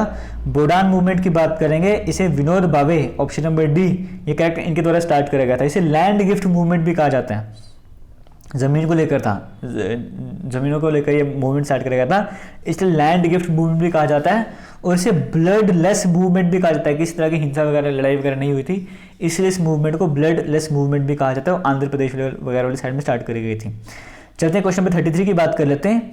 ड्यूरिंग द दांडी मार्च के टाइम पे जो सॉन्ग था रघुपति राघव राजा राम, ये किसके द्वारा गाया गया था, कि रिनाउंड म्यूजिशियन थे, फेमस म्यूजिशियन थे, वो कौन सा, आपसे वो पूछा गया है। रघुपति राघव राजाराम की बात करें तो फेमस तो महात्मा गांधी ने करा था, लेकिन जब दांडी मार्च के टाइम चला था 1930 में, आप सभी को तो दांडी मार्च के बारे में, दांडी मार्च के टाइम पे 1930 में इस सॉन्ग को जो फेमस करा था वो किसने करा था, दिगंबर विष्णु पलुस्कर की बात करेंगे, इन्होंने इसको फेमस करा था, अपनी ट्यूनिंग वगैरह दी थी और गाने का काम भी करा था। तो ऑप्शन नंबर ए यहाँ पे करेक्ट आंसर हो जाएगा ना। दांडी मार्च के टाइम में बहुत कुछ होता को पता है, साल्ट सत्याग्रह भी कहा जाता है, और इसे व्हाइट फ्लोइंग रिवर भी कहा जाता है। जितने भी लोग तो सफेद कपड़े पहन के निकल रहे थे तो ऐसा लगता था नदी की धारा बह रही है, व्हाइट फ्लोइंग रिवर भी कहा जाता था। तो साबरमती आश्रम से चलना स्टार्ट करा था, और आप सभी को होता होगा दांडी तक गए थे, 12 मार्च को स्टार्ट करता था, अप्रैल की 5 तारीख को जाके वहाँ पे पहुंचे थे, और 240 माइल का डिस्टेंस कवर करा था। और ये पहला फेज था सिविल डिसोबीडियंस मूवमेंट का, क्योंकि नमक तोड़ने का काम करा था। ये सारी डिटेल्स आपको पता होंगी, है ना। तो स्टार्ट में 78 फॉलोअर्स निकले थे, बाद में जाके 5000 6000 के करीब वहाँ भी लोग जो है 50,000 के करीब लोग बाद में जाके जुड़ चुके थे। फिलहाल और डिस्कशन नहीं करेंगे, आगे चलते हैं, नेक्स्ट क्वेश्चन की बात करते हैं। क्वेश्चन नंबर 34 की बात कर लेते हैं। Who had started with regard to the formation of Rising Letter of the Indian National Congress a safety wall. ठीक है, बात कुछ नहीं समझ है, यहाँ से समझ आ जाएगा। A safety wall for the escape of great and growing forces generated by our own action was urgently needed. एक सेफ्टी वॉल का कंसेप्ट लाया गया था एक बार, है ना। वो सेफ्टी वॉल का कंसेप्ट कौन लेके आया था, आप सभी को पता है, ए.ओ. ह्यूम के द्वारा लाया गया था, क्योंकि 1885 में आईएनसी की फाउंडेशन कर ली थी और कहा गया था सेफ्टी वॉल की तरह काम करेगा। जैसे प्रेशर होता है ना, प्रेशर कुकर होता है, वहाँ से सेफ्टी वॉल करती है, प्रेशर रिलीज करने का काम करती है। इस तरह से हम आईएनसी बना देंगे इंडियंस के लिए, वो बना देंगे कांग्रेस बना देंगे इंडियंस के लिए, वो अब सोचेंगे हमारे पार्टी वगैरह बना दी है तो कोई भी प्रेशर वगैरह नहीं होगा, प्रेशर रिलीज हो जाएगा, तो सेफ्टी वॉल की तरह काम करेगा। ये सेफ्टी वॉल का कंसेप्ट कौन लेकर आया था, ए.ओ. ह्यूम लेकर आया था। आईएनसी जो फाउंडेशन थी 1885 में, आप सभी को पता होगा, तो ऑप्शन नंबर डी यहाँ पे करेक्ट आंसर हो जाएगा। चलते हैं आगे नेक्स्ट क्वेश्चन की बात कर लेते हैं। Who among the following had been the leader of number of anti-British revolts in Sambalpur. Sambalpur में कई सारे ब्रिटिश के खिलाफ रिवॉल्ट हो रहे थे। मैक्सिमम टाइम पे लीडर कौन था, वो पूछा गया, सुरेंद्र साई वहाँ पे लीडर थे। ऑप्शन नंबर बी यहाँ पे करेक्ट आंसर हो जाएगा। इन्हें लाइन ऑफ संबलपुर भी कहा जाता था। चलते हैं क्वेश्चन नंबर 36 की बात कर लेते हैं। Who among the following had been a high court, इनमें से कौन ऐसे जो हाई कोर्ट के जज भी थे, इकोनॉमिस्ट भी थे, सोशल रिफॉर्मर भी थे, और आईएनसी के फाउंडिंग मेंबर भी थे। और यहाँ पे अगर हम बात करें बिसाइड्स बीइंग, हाँ, ए.ओ. ह्यूम पॉलिटिकल गुरु वगैरह भी माना करते थे। तो ये कौन थे, इनमें से कौन थे, ऑप्शन देखिए आपको आंसर देखने को मिलेगा यहाँ पे, Mahadev Govind Ranade. Option number C यहाँ पे करेक्ट आंसर हो जाएगा। ये बड़ा इंपॉर्टेंट क्वेश्चन है, इसके बारे में आपको सभी समझ आ ही रहा होगा। बॉम्बे साइड की बात करें, वहाँ पे हाई कोर्ट के जज वगैरह भी थे। इन्हें बहादुर राव का टाइटल भी, राव बहादुर का टाइटल भी दिया जाता था। क्वेश्चन नंबर 37 की बात कर लेते हैं। The communal award which was subsequently changed following Gandhi's fast unto death in, ठीक है। कम्युनल अवार्ड की बात करेंगे, उसके कारण क्या था, गांधी जी अपना फास्ट जो था वो कहते थे कि मैं जब तक डेथ नहीं हो रही तब तक मैं फास्ट रखूंगा, पुनेवल जेल में थे। ये जो कम्युनल अवार्ड थे ये किसके द्वारा स्टार्ट करे गए थे, आपसे वो पूछेगा। तो रैमसे मैकडोनल्ड की बात करें, इसके द्वारा स्टार्ट करे गए थे। 1932 में आए थे, आपको पता है। पहली राउंड टेबल कॉन्फ्रेंस हुई थी ना 1931 वगैरह में हुई थी। पहली राउंड टेबल कॉन्फ्रेंस 1930 में हुई थी, जहाँ पे आईएनसी ने पार्टिसिपेट ही नहीं करा था। अब आईएनसी ने जब वहाँ पे पार्टिसिपेट ही नहीं करा था तो उस टाइम पे वाइस था लॉर्ड इरविन। लॉर्ड इरविन पे प्रेशर आया पीछे से कि भाई तू क्या कर रहा है, राउंड टेबल कॉन्फ्रेंस में कांग्रेस वाले क्यों नहीं आ रहे, बाकी सारे पार्टी वाले तो आ रहे, तो वो क्यों नहीं आ रहे। तो अभी गांधी इरविन पैक्ट होता है 1931 में, गांधी जी और इरविन की जो समझौता था दिल्ली पैक्ट भी कहा जाता है। वहाँ पे रिक्वेस्ट कर देते हैं कि शर्तें वगैरह होती हैं एक दूसरे की मान जाती हैं, और गांधी इरविन पैक्ट के बाद गांधी जी कहते हैं ठीक है मैं तुम्हारी ये शर्त मानता हूँ कि मैं सेकंड राउंड टेबल कॉन्फ्रेंस में आऊँगा। तो सेकंड राउंड टेबल कॉन्फ्रेंस 1931 में होती है, वहाँ पे गांधी जी जाते भी हैं, लेकिन वहाँ पे कम्युनल अवार्ड वाला खेल कर जाता है। सेपरेट इलेक्टोरेट की बात करें, क्योंकि मतलब मुस्लिम को तो देने ही देना इलेक्शन वोटिंग राइट, सिखों को दे दिए हुए हैं, लेकिन हम हिंदुओं में जो SC ST है उनको भी हम सेपरेट इलेक्टोरेट का काम देने का स्टार्ट करेंगे और हिंदू को भी मारने का काम करेंगे। गांधी जी यहाँ पे नाराज हो जाते हैं। अब जब गांधी जी नाराज हो जाएंगे तो वहाँ से गांधी जी वापस आ जाते हैं। हालांकि सेकंड जो आईएनसी की कांग्रेस वो थी वहाँ पे तो गांधी जी गए हुए थे, लेकिन जब पीछे कम्युनल अवार्ड की बातचीत आ गई, क्योंकि उस टाइम ब्रिटेन के प्राइम मिनिस्टर कौन थे, ये रैमसे मैकडोनल्ड, इनके द्वारा जो है वो कम्युनल अवार्ड वहाँ पे लाए जाते हैं। तो जब गांधी जी यहाँ पर आते हैं तो गांधी जी को गुस्सा आता है। गांधी जी कहते हैं भाई फिर से सिविल डिसोबीडियंस मूवमेंट स्टार्ट कर दो। एक सेकंड रुक जाओ। चलिए यहाँ पर हम पहुँच चुके थे कौन से क्वेश्चन की तरफ, कम्युनल अवार्ड वाली की बात करते थे ना, ये रैमसे मैकडोनल्ड के द्वारा लाए गए थे। आगे चलते नेक्स्ट क्वेश्चन की बात करते हैं। Who had become the first governor, independence के बाद इंडिया के पहला गवर्नर जनरल कौन बन चुका था, आपसे वो पूछा गया है। तो लॉर्ड माउंटबेटन की बात करेंगे, इंडिया का पहला गवर्नर जनरल बन गया था इंडिपेंडेंस के बाद। लेकिन अगर इंडियन पर्सन जो इंडियन ओरिजिन के पर्सन जो पहले गवर्नर जनरल बने थे इंडिया के इंडिपेंडेंस के बाद, अगर वो बात करेंगे वो कौन हो जाएंगे, राजा गोपालाचारी। आप सभी को पता होगा। ऑप्शन नंबर यहाँ वो राजा गोपालाचारी का यहाँ पे नाम है ही नहीं है, लेकिन यहाँ पे अगर पहले गवर्नर जनरल की बात करें इंडिपेंडेंस के बाद लॉर्ड माउंटबेटन, अगर इंडियन ओरिजिन का पूछता तो वहाँ पे सी राजा गोपालाचारी हो जाता, तो हालांकि ऑप्शन में है ही नहीं है। आगे चलते क्वेश्चन नंबर 39 की बात कर लेते हैं। Who had the sir Charles Wood dispatch. देखो जो ये चार्ल्स डिस्पैच वुड डिस्पैच 1854 का था, इसमें किसके बारे में डीलिंग करी गई थी, इसमें ये कहा गया था कि जो इंग्लिश है उसको मीडियम बनाओ भाई, एजुकेशन का कॉलेज वगैरह पे सभी जो भी मीडियम्स रहेंगे, जो भी समझाने का तरीका को वो इंग्लिश में, जो भी बुक्स वगैरह होंगी वो इंग्लिश में होनी चाहिए। तो एजुकेशनल रिफॉर्म्स को लेकर था। ऑप्शन नंबर सी यहाँ पे करेक्ट आंसर हो जाएगा। अब मैं धीरे धीरे स्पीड थोड़ी सी बढ़ाऊंगा, तो आप चाहो तो यूट्यूब की जो ऑप्शन था वहाँ पे स्पीड कम करने का, वहाँ पे जाकर स्पीड कम कर सकते हो, मेरे को बस बोलना कि स्पीड क्यों बढ़ा दी है। चलते क्वेश्चन नंबर 40 की बात कर लेते हैं। द लैंडमार्क ऑफ और डलहौजी, हाँ देखो डलहौजी के टाइम पे क्या चीज़ नहीं हुई थी, इंडियन रेलवेज, हाँ बिल्कुल आए थे। इंग्लिश को मीडियम ऑफ इंस्ट्रक्शन बनाया गया था। पब्लिक वर्क डिपार्टमेंट्स, देखो ये भी आया था, ये भी आया था, ये भी आया था, लेकिन इंग्लिश को मीडियम ऑफ इंस्ट्रक्शन का डलहौजी के टाइम पे ऐसा कुछ नहीं था। ऑप्शन नंबर बी यहाँ पे करेक्ट आंसर हो जाएगा। चलते हैं क्वेश्चन नंबर 41 की बात कर लेते हैं। इंग्लिश ईस्ट इंडिया कंपनी ने बॉम्बे किसे ले लिया था, आप सभी को पता होगा जब स्टार्टिंग में लड़ाई वगैरह चल रही थी, क्योंकि यहाँ पे इंग्लिश वाले भी आ गए थे, इंडिया में इंग्लिश वाले भी आ चुके थे, फ्रेंच भी आ गए थे, पुर्तगाली भी यहाँ पर आए हुए थे, है ना, डच वाले भी आए हुए थे। इन सभी में आपस में लड़ाई थी, बाद में अंग्रेज जीत गए थे। तो अगर ईस्ट इंडिया कंपनी की बात करेंगे, जो ब्रिटिश ईस्ट इंडिया कंपनी थी, उन्होंने बॉम्बे किस लिया था। अगर हम बात करें पुर्तगाली की बात करेंगे, पुर्तगाली से बॉम्बे दहेज में ले लिया था, क्योंकि वहाँ पे शादी हुई थी ना इंग्लिश की। अगर बात करेंगे और पोर्चुगीज में मैट्रिमोनियल अलायंस हो गया था, तो बॉम्बे दहेज में देता था, तो इंग्लिश को यहाँ से बेनिफिट वगैरह हो गया था। इनके बीच में आपको पता है वांडे वॉश लड़ाई हुई थी ना, तो इस तरह से करके सभी लड़ाइयों में जाके तो अंग्रेज जीत गए थे, तभी फाइनली जाके तो इंग्लिश ईस्ट इंडिया कंपनी यहाँ पे टिक पाई थी। इतना आप सभी को यहाँ पर पता ही होगा। आगे चलते हैं नेक्स्ट क्वेश्चन की बात कर लेते हैं। Who among the following had during his rain introduce a new calendar, किसने अपने टाइम पीरियड पे नया कैलेंडर लाया था, नया कॉइनेज सिस्टम लेकर आया था, वेटेज मेजरमेंट के नए सिस्टम लेकर आया था। इनमें से वो कौन था, आपसे वो पूछा गया। Tipu Sultan. Option number A correct answer होगा, टाइगर ऑफ मैसूर भी कहा जाता था। चलते हैं कि क्वेश्चन नंबर 43 की बात कर लेते हैं। During the Anglo French struggle के टाइम पे अगर फ्रेंच की बात करेंगे, वो हार चुके थे इंग्लिश से। मेनली वो कौन सी बैटल थी जहाँ पे वो पूरी तरह से हार चुके थे, वो बैटल ऑफ वनडे वॉश थी, पूरी तरह से वॉश करके रख दिया था, आपको मैंने बताया भी था। ऑप्शन नंबर सी यहाँ पे करेक्ट आंसर हो जाएगा। अगर हम बात करेंगे इसका टाइम पीरियड क्या था, 1760 में हुई थी बैटल ऑफ वनडे वॉश, अगर आप सभी को पता होगा इसके बारे में। तो यहाँ पे बुरी तरह से हार गए थे फ्रेंच वगैरह वाले बैटल ऑफ वनडे वॉश में। अगर बैटल ऑफ वनडे वॉश की बात करेंगे, तीसरा कार्नेटिक वॉर जब चल रहा था उस टाइम पीरियड पे बैटल ऑफ वनडे वॉश वगैरह हुई थी, इतने में आपको पता होगा। तो तमिलनाडु वाली साइड में हुई थी। अगर ब्रिटिश की बात करेंगे, ब्रिटिश की तरफ से सर आयरकूट थे, और अगर फ्रांस की तरफ से बात करें काउंट डी लेली वहाँ पे था, तो बेचारे फ्रेंच वाले हार गए थे यहाँ पे। क्वेश्चन नंबर 44 की बात कर लेते हैं। The English founded Calcutta after obtaining the zamindari. आप सभी को बताया था कि जो अंग्रेजों के बाद उन्हें कोलकाता बना दिया, जब उनको जमींदारी मिल गई थी ना, ये कलकत्ता गोविंदपुर एक और जगह थी, आपको यहाँ पे देखने को मिलेगा सुल्तानेटी कलकत्ता गोविंदपुर की, जब इनको जमींदारी मिल गई थी, मर्ज करके कलकत्ता बना दिया था, है ना, जैसे कुछ बोला हुआ है। इन्होंने अपना सेंटर पॉइंट वहाँ पे कहाँ पर बनाया था, वहाँ पे इन्होंने फोर्ट विलियम बनाया था, वहाँ पे अपना सेंटर पॉइंट यानी कि न्यूक्लियस वहाँ पे सेट करा था इन्होंने अपना, जैसे सारे काम काज कर रहे थे। 45 की बात कर लेते हैं। द इमीडिएट कॉज, क्या रीजन था, मेन रीजन क्या था बैटल ऑफ प्लासी का, उसका मेन लड़ाई रीजन क्या था, आपको पता सिराजुद्दौला की बात करेंगे, फोर्ट विलियम पे अटैक करा था तो उसकी वजह से भाई उनको गुस्सा आ गया था, तो यहाँ पे बैटल ऑफ प्लासी आ गई थी। बेसिक सी कहानी है, आप सभी को पता होगा इसके बारे में। बैटल ऑफ प्लासी की बात करते कब होती है, 23 जून 1757 को बैटल ऑफ प्लासी होती है। नवाब ऑफ बंगाल के बीच में होती है और दूसरी तरफ रॉबर्ट क्लाइव होता है ना, और मीर जाफर का धोखा मिलता है, तभी वो बेचारा सिराजुद्दौला की बात करें वो वहाँ पे हार जाता है ना। और ये हुगली रिवर की नदी के किनारे होती है, आपको पता है, वेस्ट बंगाल साइड में। आगे चलते क्वेश्चन नंबर 46 की बात कर लेते हैं। नवाब सिराज उद्दौला जो बंगाल का है वो बैटल ऑफ प्लासी में हार गया था। क्यों हार गया था, अभी आपको बताया ना क्यों हार गया था, क्योंकि भाई मीर जाफर की कंस्पिरेसी वगैरह थी। तो यहाँ पे ये ना क्लाइव की कंस्पिरेसी थी नवाब के commander in chief Mir Jafar के साथ में। अभी आपको रीजन बताया था इसका पहले ही।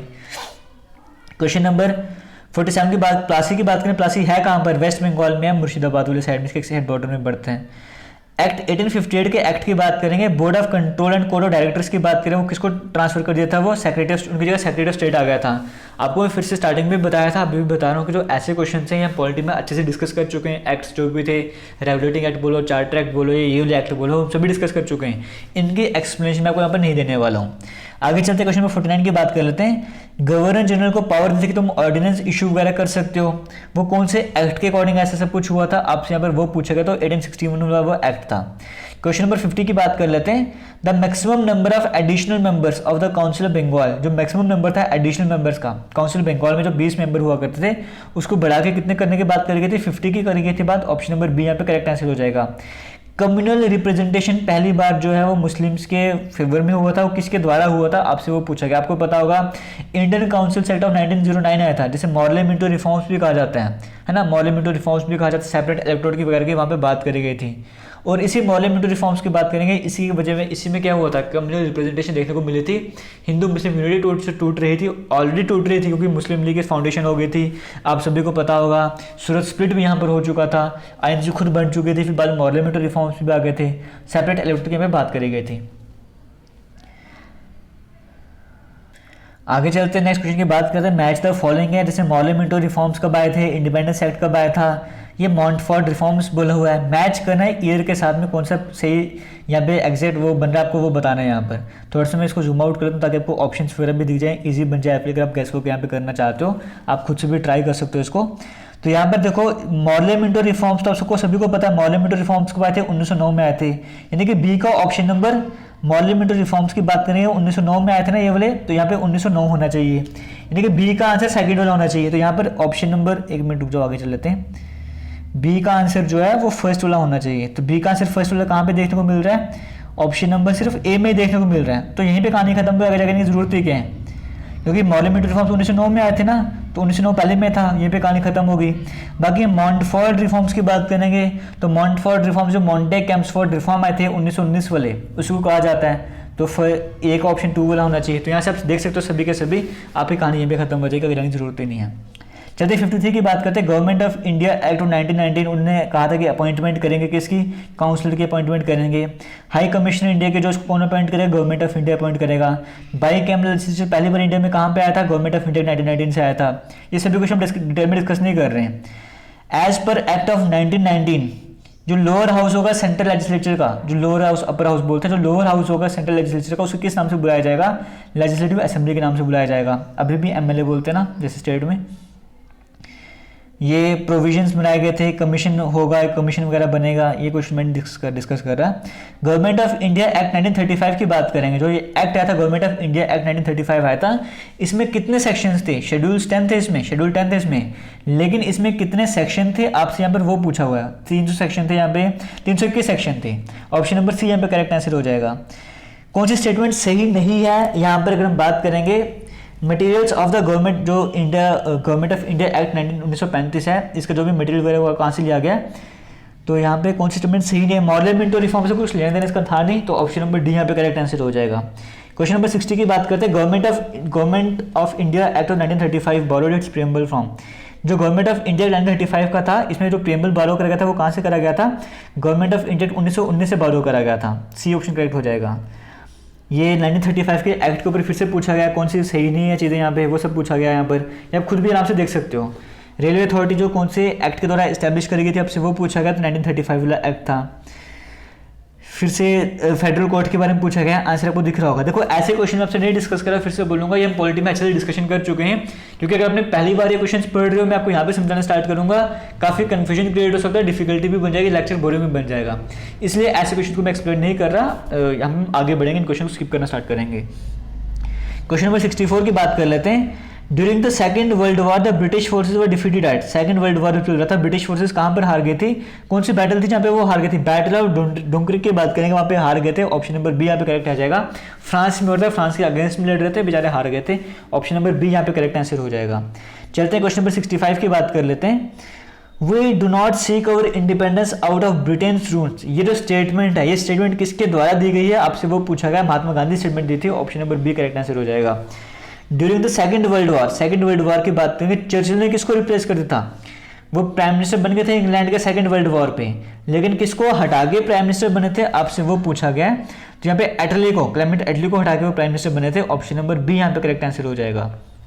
चलते हैं क्वेश्चन नंबर 67 की बात कर लेते हैं। Who said, ये फिर से किसने कहा था, His Majesty first, who said that he had not become His Majesty's first minister to preside over the liquidation, ये स्टेटमेंट है, किसके द्वारा दी गई, चर्चिल के द्वारा दी गई थी। अगस्त ऑफर जो कब इशू करा गया था, आपसे वो पूछा गया, तो अगस्त ऑफर के बारे में आपको पता होगा, 8 अगस्त, यहाँ पे ऑप्शन नंबर ए देखने को मिल रहा है, 8 अगस्त 1940 की बात करेंगे, अगस्त ऑफर आया था, जहाँ पे आईएनसी की बात करेंगे, अब्दुल कलाम आज़ाद वगैरह, उस टाइम जो सेशन चल रहा था उसमें आईएनसी के प्रेसिडेंट कौन थे, एपीजे अब्दुल कलाम वहाँ पे प्रेसिडेंट थे उस टाइम पे ना, आईएनसी की बात करते हैं। और अगर इंडिया की बात करेंगे, लॉर्ड लिनलिथगो की बात करेगा, वो उस टाइम इंडिया में वाइसराय वगैरह था। August offer was issued by viceroy ने इशू करता है, तो कोई डिफिकल्टी यहाँ पर होगी नहीं। क्वेश्चन नंबर 70 की यहाँ पर हम बात कर लेते हैं। The Indians were allowed to frame their constitution, Indians को अलाउ करा गया था कि तुम अपना संविधान बना सकते हो, कौन से एक्ट के बाद से उन्हें अलाउ करा गया था, ये अगस्त ऑफर की बात कहा था कि तुम्हें डोमिनेंट स्टेटस नहीं मिल जाएगा, मतलब कहा गया था कि तुम अपना संविधान वगैरह बना पाओगे आसानी से, जो हमारे साथ वगैरह दे दो, इस तरह से करके। 71 की बात कर लेते हैं। जिन्ना जो है वो वेवल प्लान के अपोजिशन में चला गया था, ये जो अपोजिशन में चला गया था, ये कॉन्फ्रेंस जो है वो कहाँ पर हुई थी, जहाँ पे वो वेवल प्लान के अगेंस्ट में गया था, शिमला कॉन्फ्रेंस, आपने सुना होगा, बड़े फेमस शिमला कॉन्फ्रेंस आती है, ये उस टाइम पे वेवल प्लान के अगेंस्ट में था, तो ऑप्शन नंबर बी यहाँ पे करेक्ट आंसर हो जाएगा। क्वेश्चन नंबर 72 की बात कर लेते हैं। द कैबिनेट मिशन जो दिल्ली में आया था 1946 में, उसका हेड कौन था, आपसे वो पूछा गया है, लॉर्ड पैट्रिक लॉरेंस इसका हेड था, 3 मेंबर थे ना, आपको पता होगा, स्ट्रैफोर्ड क्रिप्स की बात करेंगे, एवी अलेक्जेंडर की बात करेंगे, पैट्रिक लॉरेंस, ये 3 मेंबर थे, हेड कौन था, पैट्रिक लॉरेंस को यहाँ पे हेड बनाया हुआ था, 1946 में जो यहाँ पे इंडिया में आए थे। In the provinces were allowed to form group, हाँ प्रोविंसेस में अलाउ किया तुम ग्रुप बना सकते हो, तो ये कौन से प्लान के अकॉर्डिंग था, कैबिनेट मिशन प्लान के अकॉर्डिंग था, तो यहाँ पे भी आपको समझ आ गया होगा। क्वेश्चन नंबर 74 की बात कर लेते हैं। एज पर कैबिनेट मिशन प्लान की बात करेंगे, जो स्ट्रेंथ थी कंस्टिट्यूएंट असेंबली की वो कितनी रहेगी, क्या कहा गया था कि स्ट्रेंथ कितनी रहने वाली है, इसके अकॉर्डिंग आपसे वो पूछा गया। स्ट्रेंथ 389 की, अनडिवाइडेड इंडिया की बात करेंगे 389 की स्ट्रेंथ रहेगी, जहाँ पे इलेक्शन वगैरह करवाई जाएगी, मतलब इलेक्शन नहीं करवाए जाएंगे, इतनी स्ट्रेंथ रहेगी, इसमें से प्रिंसली स्टेट्स अलग कर देंगे, जो ब्रिटिश प्रोविंस में होती है वहाँ पे इलेक्शन वगैरह करवाए जाएंगे, इस तरह की बात यहाँ पे कही गई थी। क्वेश्चन नंबर 75 की बात कर लेते हैं। इन द कैबिनेट मिशन प्लान की बात करेंगे, प्रोविजन बनाया गया था कि कितने मेंबर कंस्टिट्यूएंट असेंबली में रिप्रेजेंट वगैरह करेंगे, सारे क्वेश्चन नहीं डिस्कस करें, 4 मेंबर रहेंगे वहां पर। फिर से कैबिनेट मिशन प्लान की बात करेंगे, प्रिंसली स्टेट्स जो हैं उसमें कितने मेंबर रहने वाले, प्रिंसली स्टेट्स में 93 मेंबर होंगे, बाकी के सारे जो है ब्रिटिश प्रोविंस के अंदर आ जाएंगे, प्रिंसली स्टेट में किसी तरह का इलेक्शन वगैरह नहीं होंगे। 77 की बात कर लेते हैं, ये फिर से इसके ऊपर आया हुआ है, कैबिनेट मिशन प्लान के ऊपर आया हुआ है। आगे चल लेते हैं 78 की बात कर लेते हैं। Which of the following was not included in the treaty to be negotiated as provided in the cabinet mission plan, ये फिर से कैबिनेट मिशन प्लान को लेकर क्वेश्चन आ गया यहाँ पर, इसको भी छोड़ देते हैं। फिर से कैबिनेट मिशन प्लान में क्वेश्चन आ गया हुआ कि पावर पहले भी किसको ट्रांसफर करी जाएगी, वो अंतरिम जो गवर्नमेंट बनेगी उसको प्रोवाइड करी जाएगी। क्वेश्चन नंबर 80 की बात कर लेते हैं। द प्रोविंस ऑफ बंगाल, ये भी फिर से वही आ गया, एक तरह से एक्ट्स के ऊपर क्वेश्चन आ गए हुए हैं। Act of independence, as per the act of Indian independence act के अकॉर्डिंग बात करेंगे। Boundaries of East Bengal, West Bengal, Assam will be determined by, इनकी जो बाउंड्रीज हैं, कहाँ पे किसका एरिया आता है, कहाँ पे बाउंड्री आती है, वो बाउंड्रीज किसके अकॉर्डिंग डिटरमाइन करी जाएगी, तो the award of boundary commission इसके द्वारा करी जाएगी, ऑप्शन नंबर सी यहाँ पे करेक्ट आंसर हो जाएगा। आगे चलते हैं, क्वेश्चन नंबर 82 की बात कर लेते हैं। Which of the following was not included in the Pakistan by independence act, Pakistan में क्या इंक्लूड नहीं था, East Bengal, West Punjab, Sindh, West Bengal वहाँ पे था ही नहीं, ऑप्शन नंबर डी यहाँ पे करेक्ट आंसर हो जाएगा। क्वेश्चन नंबर 83 की बात कर लेते हैं। As per Indian independence act suzerainty of his majesty over the Indian state would come to an end on, मतलब इंडिया पे उनका इफेक्ट कब खत्म हो जाएगा, तो 14 अगस्त 1947, ऑप्शन नंबर बी यहाँ पे करेक्ट आंसर हो जाएगा। आगे चलते हैं, who played an important role in bringing all the states in the independent Indian to the countries. देखो बड़ा इंपॉर्टेंट रोल प्ले कर, जब देश आज़ाद हो रहा था सभी कई रियासत में बंटा हुआ था, उनको कहा गया था कि तुम्हारी अपनी मर्जी है, तुम चाहे इंडिया को ज्वाइन करो, तुम चाहे पाकिस्तान को ज्वाइन करो, अपनी मर्जी है। कई सारी रियासतों ने इंडिया को ज्वाइन करता, कुछ ने पाकिस्तान को ज्वाइन करता, लेकिन यहाँ पे कुछ जो हैं वो कह रहे थे कि हमें अलग से रहना है, जिसमें कई सारे नाम भी थे। उन्हें यूनाइट करने का काम किसने करा था, मतलब बिना लड़ाई वगैरह के एक पॉलिसी के अकॉर्डिंग उन्हें इंडिया में शामिल कर लिया गया था। ये सब कुछ किसका काम था आपसे वो पूछा गया। ऑप्शन में देखने को आपको मिल रहा होगा सरदार पटेल। आपको पता है स्टैच्यू ऑफ यूनिटी भी इनके नाम पे इसलिए बना हुआ क्योंकि यूनाइट करने का काम बना था। ऑप्शन नंबर ए यहाँ पे करेक्ट आंसर हो जाएगा। आयरन मैन ऑफ इंडिया की हम यहाँ पे बात करते हैं। क्वेश्चन नंबर 85 की बात करते हैं। सरदार पटेल की बात करेंगे, सभी इंडियन स्टेट्स को कंट्री की यूनिटी में ला दिया था, वो ये ना ब्लडलेस रिवॉल्यूशन होता, कोई खून खराबा नहीं हुआ था। 86 की बात करते हैं। On cabinet mission dash observed the proposals preserve the essential of unity of India with a dispute between two major communities, Nehru on dash of. ये ऑब्जर्वेशन किसके द्वारा करी गई थी, ऑब्जर्वेशन पढ़ लो, ये ऑब्जर्वेशन नेहरू के द्वारा करी गई थी। आंसर आपको सामने दिख रहा है। क्वेश्चन नंबर 87 की बात कर लेते हैं। Dash was primary responsible for making, इनमें से कौन ऐसे जो कि रिस्पॉन्सिबल था इंडिया को सेकुलर स्टेट बनाने के लिए। इसका आंसर जवाहरलाल नेहरू हो जाएगा, क्योंकि इन्हें आर्किटेक्ट ऑफ इंडियन सेकुलरिज्म भी कहा जाता है। तो यहीं से अगर आपको ये वर्ड पता हो कि आर्किटेक्ट ऑफ इंडियन सेकुलरिज्म किसे कहा जाता है, जवाहरलाल नेहरू को कहा जाता है, तो इसीलिए इंडिया को सेकुलर स्टेट बनाने में सबसे बड़ा योगदान भी नहीं कर रहा होगा। तो ऑप्शन नंबर सी यहाँ पे करेक्ट आंसर हो जाएगा। चलते हैं क्वेश्चन नंबर 88 की बात कर लेते हैं। Which of the following influence the makers of the Indian constitution, इसमें से किसने जो है वो इन्फ्लुएंस करा था इंडियन कॉन्स्टिट्यूशन को, आपको वो पूछा गया है। यूएसए के संविधान ने बड़ा इन्फ्लुएंस करा था इंडिया को। ऑप्शन नंबर सी यहाँ पे करेक्ट आंसर हो जाएगा। Of the following which are not given reserved seats in the Indian legislature, इसमें से किसको जो है वो इंडियन लेजिस्लेचर में रिजर्व सीट्स नहीं दी गई थी। आपको पता है एससी को भी सीट्स मिलती थी, एसटी को भी मिलती थी, एंग्लो इंडियन कम्युनिटी की भी 2 सीट्स रिजर्व होती थी, हालांकि वो भी हटा दी हैं। लेकिन लैंडेड जेंट्री का नाम आपने सुना नहीं होगा ना, तो इनको रिजर्वेशन नहीं मिली थी। ऑप्शन नंबर डी यहाँ पे करेक्ट आंसर हो जाएगा। चलते क्वेश्चन नंबर 90 की बात कर लेते हैं। India is in favour of dash, India किसके फेवर में रहा है, मिक्स्ड इकोनॉमी के। Option number C correct answer हो जाएगा। चलते हैं तशकेंत एग्रीमेंट की बात करेंगे, वो किसके बीच में साइन करा गया था, इंडिया और किसके बीच में, इंडिया और पाकिस्तान के बीच में साइन करा गया था। क्योंकि वहाँ पे आपको पता है ये 1966 में साइन करा गया था। 1965 में इंडिया पाकिस्तान की लड़ाई हुई थी, उसको शांत करने के लिए एग्रीमेंट साइन करा गया था 1966 में। ऑप्शन नंबर ए यहाँ पे करेक्ट आंसर हो जाएगा। और ये उज्बेकिस्तान में साइन हुआ था। चाइना ने जो इंडिया के साइड में कब एंट्री मारी थी, 1962 में करी थी, आप सभी को पता होगा। 93 की बात करते हैं। चाइनीज तशकेंत एग्रीमेंट कब साइन करी गई थी, 1966 में साइन करी गई थी। आगे चलते क्वेश्चन नंबर 94 की बात कर लेते हैं। रेगुलेटिंग एक्ट जब पास हुआ था 1773 में, हमने इंडियन पॉलिटी में स्टार्ट करा था। इससे पहले जो है there was dash of home, इससे पहले इनको एडमिनिस्टर करने का काम कौन करता था। रेगुलेटिंग एक्ट 1773 की बात करें, उससे पहले कौन एडमिनिस्टर करने का काम करता था, एक कमेटी ऑफ 24। ऑप्शन नंबर ए यहाँ पे करेक्ट आंसर हो जाएगा। चलते हैं क्वेश्चन नंबर 95 की बात कर लेते हैं। The president of early English settlements were responsible to, जो प्रेसिडेंट थे स्टार्टिंग में जो इंग्लिश सेटलमेंट्स हुई थी, वहाँ के जो प्रेसिडेंट थे वो किसको रिस्पॉन्सिबल होते थे, किसके लिए, मतलब अपनी रिस्पॉन्स कुछ भी होगा वो किसको जिम्मेदार वगैरह करेंगे, वो इस तरह से क्वेश्चन पूछा गया। तो the house government of the company, option home government of the company. Option number C यहाँ पे करेक्ट आंसर हो जाएगा। Which of the following statement is not correct, Pitt's India act के अकॉर्डिंग इनमें से कौन सी स्टेटमेंट सही नहीं है, आपको बताना है। तो ऑप्शन नंबर डी करेक्ट है। फिर से पिट्स इंडिया मूवमेंट के ऊपर क्वेश्चन आ गया हुआ है। पिट्स इंडिया मूवमेंट के ऊपर फिर से क्वेश्चन आ गया, फिर से पिट्स इंडिया के बारे में क्वेश्चन आ गया हुआ है। Objective of non alignment of Indian foreign policy means to, ये भी आसान सा क्वेश्चन, अलग सा क्वेश्चन आ गया। इंडियन सिविल सर्विस, बड़ा कॉमन सा क्वेश्चन है। इंडियन सिविल सर्विस एग्जामिनेशन जो है वो सबके लिए ओपन कर दिया था, कौन से एक्ट के बाद ओपन कर दिया था, यहाँ पर आपको वो बताना था। देखो ऐसे टॉप सभी को होता है, चार्टर एक्ट था 1853 वाला, इसके बाद जो कुछ लोग थे उनके लिए भी Indian civil service examination open कर देते थे, लेकिन पूरी तरह से जब सबके लिए ओपन कर दिए गए थे वो कब था, वो 1858 का टाइम पीरियड था। ऑप्शन नंबर बी यहाँ पे करेक्ट आंसर हो जाएगा। इनडायरेक्ट इलेक्शंस जो है वो इंडिया में इंट्रोड्यूस करे गए थे, वो कौन से एक्ट के बाद इनडायरेक्ट इलेक्शंस यहाँ पे इंडिया में इंट्रोड्यूस करे गए थे, वो 1892 वाला एक्ट था। ऑप्शन नंबर सी यहाँ पे करेक्ट आंसर हो जाएगा। चलते हैं क्वेश्चन नंबर 103 की बात कर लेते हैं। As per the act of 1919 के एक्ट की बात करते हैं। जो काउंसिल होगा इंडिया का, उसमें मिनिमम 8 मेंबर होंगे, मैक्सिमम कितने मेंबर हो सकते हैं, मैक्सिमम वहाँ पे 12 मेंबर हो सकते हैं। चलते हैं आगे इसी के साथ नेक्स्ट क्वेश्चन के ऊपर बात कर लेते हैं। क्वेश्चन नंबर 104 की बात कर लेते हैं। The term of office of member of the council of India as per the act of 1990, जो टर्म रहने वाली है काउंसिल मेंबर्स की वो कितने रहने वाले, 5 साल की रहने वाली। Option number A correct answer हो जाएगा। As per August offer the British objective for India was, August offer के अकॉर्डिंग देखेंगे जो ब्रिटिश ऑब्जेक्टिव था इंडिया के लिए, उनका वो ऑब्जेक्टिव क्या था आपसे वो पूछा गया। अगस्त ऑफर में डोमिनेंट स्टेटस दे देंगे। चलते हैं 106 की बात कर लेते हैं। वेवल प्लान कौन से साल में इंट्रोड्यूस करा गया था आपसे वो पूछा गया। 1945 में इंट्रोड्यूस करा गया था, तो इसके बारे में हो सकता है आपको पहले पता भी होगा। आगे चलते हैं क्वेश्चन नंबर 107 के बारे में पढ़ लेते हैं। इसके शिमला कॉन्फ्रेंस वगैरह भी हुआ था। वेवल प्लान के अकॉर्डिंग जो एक्सटर्नल अफेयर्स होंगे वो किसके अंडर कंट्रोल में आ जाएंगे, इंडियन मेंबर जो कि एग्जीक्यूटिव काउंसिल होगा उसके कंट्रोल में आ जाएंगे। क्वेश्चन नंबर 108 की बात कर लेते हैं। कैबिनेट मिशन प्लान जो है उसने किसकी फॉर्मेशन के बारे में बोल रहे थे कि इसके फॉर्मेशन वगैरह जो है वो हो सकती है, वो पाकिस्तान के बारे में कहा था। शिमला कॉन्फ्रेंस जो है वो वेवल प्लान के अकॉर्डिंग चल रही थी, वो एंड हो गई थी। क्यों? क्योंकि आपको पता है जिन्ना वगैरह वहाँ पे नहीं मान रहा था, जिन्ना के कारण पे सब कुछ कैंसिल हो गया था वहाँ पे। Option number C correct answer हो जाएगा। As per the Indian independence act of 1947 which of the following, इसमें से क्या है जो पाकिस्तान का पार्ट नहीं बना था आपसे वो पूछा गया।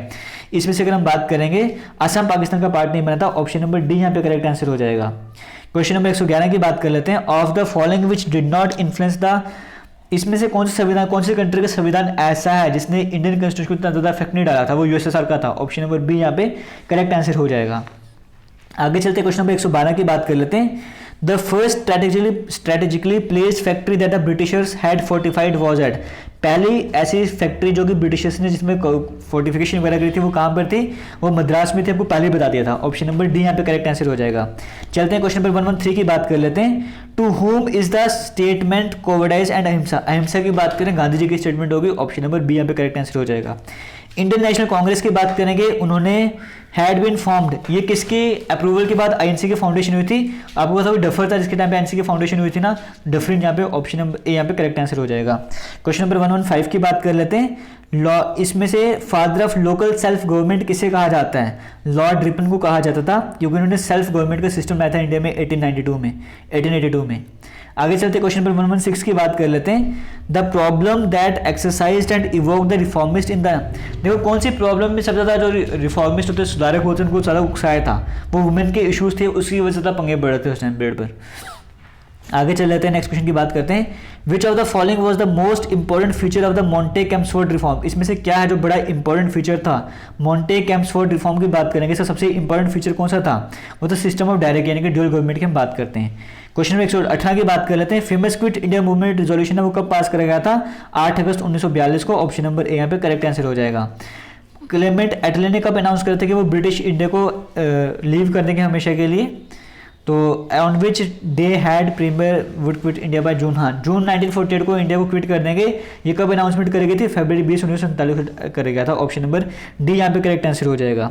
चलते हैं क्वेश्चन नंबर 120 की बात कर लेते हैं। रिवॉल्ट जो 1857 का स्टार्ट हुआ था उसकी बिगिनिंग कहाँ से स्टार्ट हुई थी, मेरठ से स्टार्ट हुआ था, सिपाहियों ने स्टार्ट किया था, आपको इसके बारे में पता ही होगा। ऑप्शन नंबर ए यहाँ पे करेक्ट आंसर हो जाएगा। चलते हैं 121 की बात कर लेते हैं। Who had formulated and perfected the use of, इस सब्सिडरी अलायंस सिस्टम के बारे में पूछा गया, किसके द्वारा स्टार्ट किया था सही तरीके से वो पूछा गया, Lord Wellesley. Option number D यहाँ पे करेक्ट आंसर हो जाएगा। Whom had the rebels of 1857 enthroned as the, 1857 में जब विद्रोह चल रहा था तो किसको कहा था कि आप हमारे राजा हो आज के बाद से, तो उस टाइम पे आपको पता मुगल एम्पायर थे बहादुर शाह जफर सेकंड, इन्हें कहा गया तुम हमारे राजा हो। ऑप्शन नंबर सी यहाँ पे करेक्ट आंसर हो जाएगा।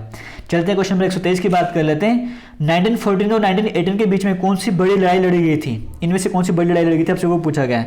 फर्स्ट वर्ल्ड वॉर हुई थी, आप सभी को पता है। बैटल ऑफ तारेन तो आपको पता 1911 को हो गई थी। बैटल ऑफ प्लासी 1757 में जाके हुई थी। सेकंड वर्ल्ड वॉर 1939 में जाके स्टार्ट हुई थी, तो ये तो इसमें से ऑप्शन नंबर बी बच जाता है। क्वेश्चन नंबर 124 की बात कर लेते हैं। इंडियन होम रूल सोसाइटी की फाउंडेशन कब हुई थी, 1905 में हुई थी। इंडिया से बाहर जाके लंदन में जाके हुई थी। इंडियन होम रूल सोसाइटी की फॉर्मेशन की बात करते हैं। श्यामाजी कृष्ण वर्मा की बात करेंगे, इनके द्वारा फाउंडेशन करी गई थी, राजा राम मोहन राय के फ्रेंड, उन्होंने हेल्प भी करी थी इनकी। चलते हैं 125 की बात कर लेते हैं। इंडियन होम रूल सोसाइटी की फॉर्मेशन किसने करी थी, ये जो क्वेश्चन आपको बताया Shyamaji Krishna Verma. Option number D यहाँ पे करेक्ट आंसर हो जाएगा। क्वेश्चन नंबर 126 की बात करते हैं। अनुशीलन समिति की बात करेंगे, इसके लीडर कौन थे, ये एक इंडिया का फिटनेस क्लब था, इसके लीडर थे बरिंद्र कुमार घोष। सिर्फ बरिंद्र कुमार घोष नहीं, अरबिंदो घोष की बात करेंगे, ये भी इसके फाउंडिंग मेंबर में आ जाते हैं ना। तो काकोरी केस वगैरह तो अभी वो एक्टिव वगैरह भी बड़े हो गए थे इसके बाद। आगे चलते हैं 127 की बात कर लेते हैं। अलीपुर कंस्पिरेसी केस था वो कौन से रिवॉल्यूशन के अगेंस्ट में आया था? अनुसूचित समिति के अगेंस्ट में आया था। ऑप्शन नंबर ए यहाँ पे करेक्ट आंसर हो जाएगा। 1908 की जब हम बात करते हैं, जब मैजिस्ट्रेट की बात करें उसमें बम वगैरह फेंके गए थे। 128 की बात कर लेते हैं। जो मेन ब्रेन था, एक लॉर्ड हार्डिंग पे बम फेंका गया था ना जब वो दिल्ली में एंट्री वगैरह कर रहा था, इसके पीछे का शैतानी दिमाग किसका था आपसे वो पूछा गया है। रास बिहारी बोस। ऑप्शन नंबर ए यहाँ पे करेक्ट आंसर हो जाएगा। चलते 129 की बात करते हैं। जो लखनऊ सेशन हुआ था आईएनसी का और जो लखनऊ पैक्ट हुए थे वो बड़े इंपॉर्टेंट थे। ये इंपॉर्टेंट क्यों थे आपसे वो पूछा गया। ये इंपॉर्टेंट इसलिए थे क्योंकि यहाँ पे मॉडरेट्स और एक्सट्रीमिस्ट के बीच यूनिटी हुई थी, बिल्कुल हो गई थी, और कांग्रेस मुस्लिम लीग के बीच यूनिटी हो गई थी बिल्कुल। तो both A and B above. Option number C यहाँ पे करेक्ट आंसर हो जाएगा। चलते क्वेश्चन नंबर 130 की बात कर लेते हैं। होम रूल लीग स्टार्ट करें 1915 में, इसका आइडिया कौन लेकर आया था आपसे वो पूछा गया। तो Annie Besant. Option number C यहाँ पे करेक्ट आंसर हो जाएगा। आपको पता है इंडियन होम रूल लीग की बात करेंगे, इसकी फॉर्मेशन बाल गंगाधर तिलक के द्वारा की गई थी पुणे में, और सिर्फ होम रूल लीग की बात करेंगे इसकी फाउंडेशन जो एनी बेसेंट ने करी थी मद्रास में। आगे चलते हैं। होम रूल मूवमेंट का एम क्या था भाई? सेल्फ गवर्नमेंट एम था। Option number C correct answer हो जाएगा। जो कैंपेन चलाने के लिए एनी बेसेंट की बात करें, कौन सा न्यूज़पेपर पब्लिश करता है एनी बेसेंट के द्वारा आपसे वो पूछा गया। एनी बेसेंट के द्वारा यहाँ पे न्यू इंडिया कॉमनवेल्थ की बात करेंगे, जो न्यूज़पेपर पब्लिश कर गया था, और दूसरी तरफ बात करेंगे मराठा और केसरी जो बाल गंगाधर तिलक के द्वारा स्टार्ट करा गया था। दोनों के पर्पज सेम ही था लेकिन ग्रुप अलग अलग बना के चल रहे थे। 133 की बात करते हैं। बाल गंगाधर तिलक की बात करें, लोकमान्य का टाइटल दिया गया था कब? होम रूल मूवमेंट के टाइम पर दिया गया था। 134 की बात करते हैं। एनी बेसेंट जो पहली वुमेन प्रेसिडेंट बन गई थी आईएनसी की, वो कौन सा सेशन था जब वो प्रेसिडेंट बनी थी आईएनसी की? वो 1917 वाला सेशन था, कलकत्ता में चल रहा था। और सरोजिनी नायडू की बात करेंगे जो इंडियन प्रेसिडेंट बनी थी, 1925 वाला सेशन चल रहा था। 135 की बात कर लेते हैं। द खिलाफत movement of the Indian Muslims, जो खिलाफत मूवमेंट चल रहा था वो किससे रिलेटेड था आपसे वो पूछा गया। क्योंकि भाई तुर्की के सुल्तान की बात करेंगे, उन्हें दोबारा रिस्टोर करना है, क्योंकि वो मुस्लिम वर्ल्ड की बात करेंगे सुधारक थे, सबसे बड़े कह सकते हो रिलीजियस लीडर थे, आप कह सकते हो ऐसा। आगे चलते हैं क्वेश्चन नंबर 136 की बात कर लेते हैं। महात्मा गांधी जी की बात करें, उन्हें केसरी हिंद का टाइटल दिया गया, तो सभी वॉर मेडल जो लुटा देते, क्यों? आपको तो नॉन कॉपरेशन मूवमेंट के बाद लुटाए थे ना, तो बाकी खिलाफत मूवमेंट को भी सपोर्ट कर रहे थे। तो इस तरह से ऑप्शन नंबर बी यहाँ पर करेक्ट आंसर होना चाहिए, लेकिन मैं सी भी देखते को एक बार इसको हम वेरीफाई कर लेंगे। चलते 137 की बात कर लेते हैं। मेन ऑब्जेक्टिव क्या था नॉन कॉपरेशन मूवमेंट का? मेन ऑब्जेक्टिव आपसे पूछा गया, क्या था इसका मेन ऑब्जेक्टिव? ऑप्शन आपके सामने यहाँ पर है, इसमें आंसर भी दिया गया कि जो देखो वैसे तो नॉन कॉपरेशन मूवमेंट की बात करेंगे जो जलियांवाला बाग वगैरह होता है उसके बाद स्टार्ट कर गया था, लेकिन गांधी जी की बात करेंगे नॉन कॉपरेशन मूवमेंट आगे भी चलाया था खिलाफत मूवमेंट से कंबाइन करके, इसलिए ऑप्शन नंबर ए भी यहाँ पे करेक्ट आंसर हो सकता है। हालांकि पंजाबी की जो गलत होता है उसके अकॉर्डिंग भी चलाया था, लेकिन मेन रीजन की बात करेंगे आगे चल के नॉन कॉपरेशन मूवमेंट चल रहा था, उसमें खलीफा की मूवमेंट के बारे में उनको रिस्टोर करने के लिए भी इसको चलाया गया था। रविन्द्रनाथ टैगोर की बात करेंगे, नाइटहुड का टाइटल वापस कर दिया था, क्यों? क्योंकि भाई जलियांवाला बाग ट्रेजेडी हुई थी, इन्होंने अपना टाइटल जो वापस कर दिया था। नॉन कॉपरेशन मूवमेंट फरवरी 1922 को सस्पेंड कर दिया था, क्यों सस्पेंड कर दिया था? आप सभी को पता है, चोरी चोर वाला इंसिडेंट हुआ था। ऑप्शन नंबर ए यहाँ पे करेक्ट आंसर हो जाएगा। चोरी आपको मैं पहले बता चुका उसके बारे में, वापस डिस्कशन नहीं करेंगे। 140 की बात करते थे। मोस्ट इंपॉर्टेंट फीचर जो ये गवर्नमेंट ऑफ इंडिया एक्ट 1919 आता है, इसका बड़ा एक इंपॉर्टेंट फीचर है, इनमें से वो कौन सा है आपको वो पूछा गया। तो ये सभी के सभी ही कांग्रेसमैन जो चाहते थे कि इलेक्शन हों और उन्होंने एक अपने अलग से पार्टी बना दी थी बाद में, वो कौन थे? वो कौन सी पार्टी में थी? स्वराज पार्टी बनाई थी, आप सभी को पता होगा ना, आपको पढ़ाया भी हुआ है, क्योंकि यहाँ पे चोरी चोरी इंसिडेंट हो गया था तो नॉन कॉपरेशन मूवमेंट को रोक दिया था, उन्होंने कहा इसको रोकना नहीं चाहिए था, हम अलग से पार्टी बना देते हैं, तो स्वराज पार्टी की फॉर्मेशन वहाँ पे कर दी थी। ऑप्शन नंबर ए यहाँ पे करेक्ट आंसर हो जाएगा। चलते हैं 142 की बात कर लेते हैं। The main founder, Swaraj party के मेन फाउंडर कौन थे आपसे यहाँ पे वो पूछा गया। सिया दास भी थे, मोतीलाल नेहरू, मदन मोहन मालवीय, तो ए और बी दोनों, यानी कि ऑप्शन नंबर डी यहाँ पे करेक्ट आंसर हो जाएगा। ठीक है, आगे बढ़ते हैं, नेक्स्ट क्वेश्चन की बात कर लेते हैं। एक सेकंड रुक जाओ, इसको क्या होगा। आगे चलते हैं, नेक्स्ट क्वेश्चन की बात करते हैं। HSRA की बात करेंगे। इसकी फाउंडेशन 1924 में हुई थी। इसकी फाउंडेशन करी किसने थी आपसे वो पूछा गया। तो ऑप्शन सचिंद्र सन्याल की बात करेंगे, ऑप्शन नंबर डी यहाँ पे करेक्ट आंसर हो जाएगा ना। हिंदुस्तान सोशलिस्ट रिपब्लिक एसोसिएशन की बात करते हैं, हम उसकी बात कर रहे हैं, ऑप्शन नंबर डी यहाँ पे करेक्ट आंसर। हालांकि राम प्रसाद बिस्मिल हो गया, अशफाकुल्लाह खान हो गया, ये इस तरह से कैसे नाम और भी हैं, लेकिन यहाँ पे ऑप्शन देखने को नहीं मिल रहा ना, तो यहाँ पे ऑप्शन नंबर सी यहाँ पे करेक्ट आंसर हो जाएगा। आगे चलते हैं, यहाँ पे और देख लेते हैं। यहाँ पर काकोरी कंस्पिरेसी केस की बात करेंगे, कौन सी रिवॉल्यूशन को, देखो काकोरी कंस्पिरेसी केस आपको पता ना, जब भी लखनऊ में ट्रेन वगैरह लूटी थी 9 अगस्त 1925 का बात है, तो वहाँ पे कंस्पिरेसी केस की बात करें, किसको फांसी की सजा नहीं दी गई थी आपसे वो पूछा गया। राम प्रसाद बिस्मिल को भी दी गई थी, इनको भी दी गई थी, तो स्नेहलता की बात करेंगे तो फांसी नहीं दी गई थी, ऑप्शन नंबर सी यहाँ पे करेक्ट आंसर हो जाएगा। चलते हैं 145 की बात कर लेते हैं। जो लाला लाजपत राय की बात करेंगे, उन पे जो लाठीचार्ज हुआ था उसका बदला लेने के लिए एक एसपी को मारा गया था, लाहौर वगैरह जो वहाँ के लोग उस टाइम एसपी उसको मारा गया था। तो क्या माना गया था कि स्टार्टिंग में किसने मारा, स्टार्टिंग में सभी मानते थे कि भगत सिंह द्वारा माना गया था। ऑप्शन नंबर बी यहाँ पे करेक्ट आंसर हो जाएगा। ये मानते थे सारे कि भगत सिंह ने मारा होगा। The revolutionary who was Lahore conspiracy case में जिनको जेल में डाला गया था और 64 डेज के फास्ट डेथ हो गई थी, वो कौन थे? Jatin Das. Option number A correct answer हो जाएगा। बॉम्ब फेंके थे सेंट्रल लेजिस्लेटिव असेंबली में जब वो ट्रेड डिस्प्यूट पर डिस्कस हो रहा था, वो बॉम्ब किसने फेंके थे? भगत सिंह, बटुकेश्वर दत्त और ए और बी, यानी कि ऑप्शन नंबर डी यहाँ पे करेक्ट आंसर हो जाएगा।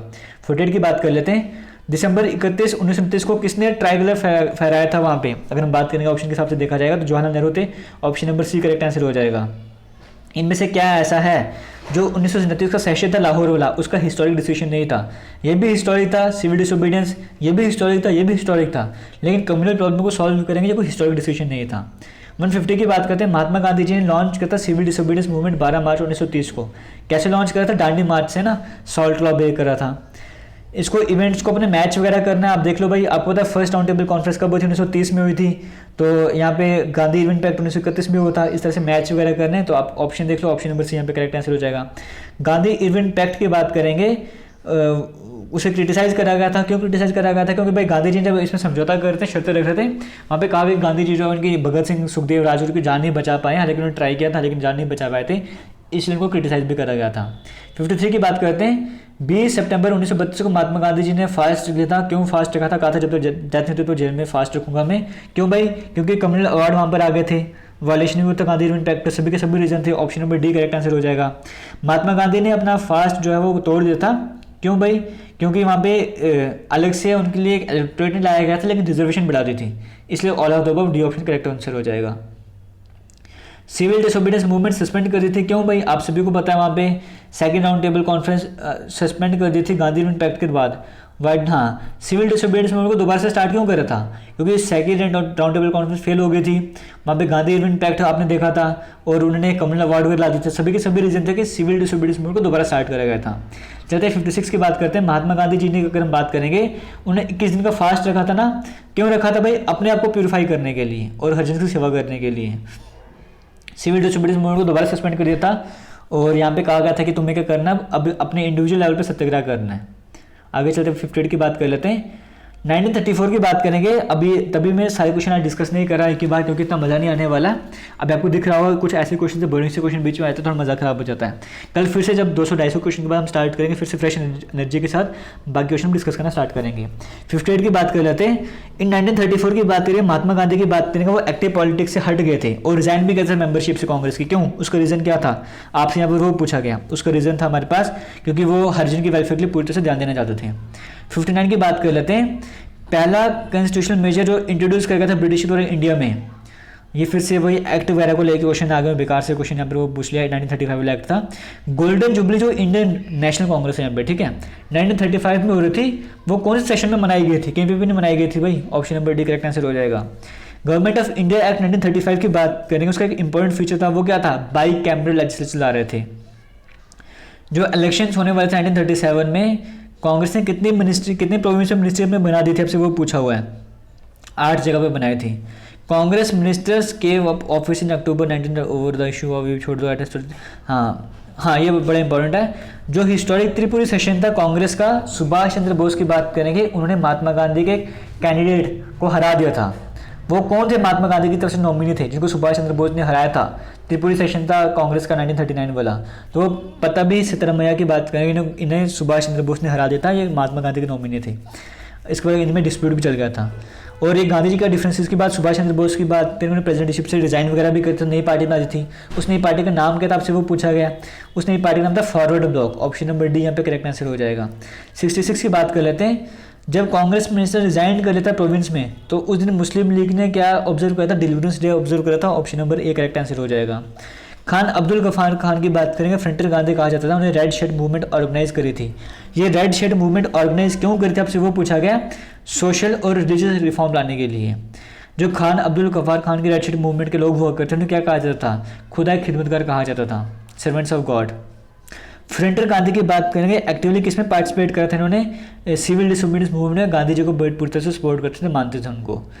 First definite and forceful expression of the concept of separate homeland, कि अलग से होमलैंड होना चाहिए पाकिस्तान की डिमांड करके थी पहली बार, वो किसके द्वारा आई थी? वो ऑप्शन की अगर हम बात करेंगे sir Mohammad Iqbal, option number A correct answer हो जाएगा। चलते 71 की बात कर लेते हैं। मुस्लिम लीग ने डिमांड करता कि पाकिस्तान बनना चाहिए, वो सेशन कहाँ पर होता है जहाँ पे ऑफिशियली डिमांड भी करी गई थी? लाहौर वाला सेशन था वो। 72 की बात कर लेते हैं। आज़ाद हिंद फौज या फिर इंडियन नेशनल आर्मी की बात करें, फाउंडेशन किसने करी थी? जनरल मोहन सिंह ने, हालांकि बाद में सारी कमांड सुभाष चंद्र बोस के पास आ गई थी। 73 की बात कर लेते हैं। आईएनए के इंडियन नेशनल आर्मी की बात करेंगे, इसमें मेनली कौन थे? आईएनए की बात करेंगे, इसमें इंडियन प्रिजनर्स थे ना, जो जापान में लड़ाई वगैरह में इंडियन प्रिजनर्स थे, उनको लेके तो आर्मी में थी सुभाष चंद्र बोस ने। ऑप्शन नंबर सी यहाँ पे करेक्ट आंसर हो जाएगा। चलते 74 की बात कर लेते हैं। सुभाष चंद्र बोस की बात करें, उन्होंने प्रोविजनल गवर्नमेंट बनाई थी फ्री इंडिया की। कहाँ पर बनाई थी भाई? सिंगापुर में। ऑप्शन नंबर सी यहाँ पे करेक्ट आंसर हो जाएगा। एक सेकंड रुक जाओ।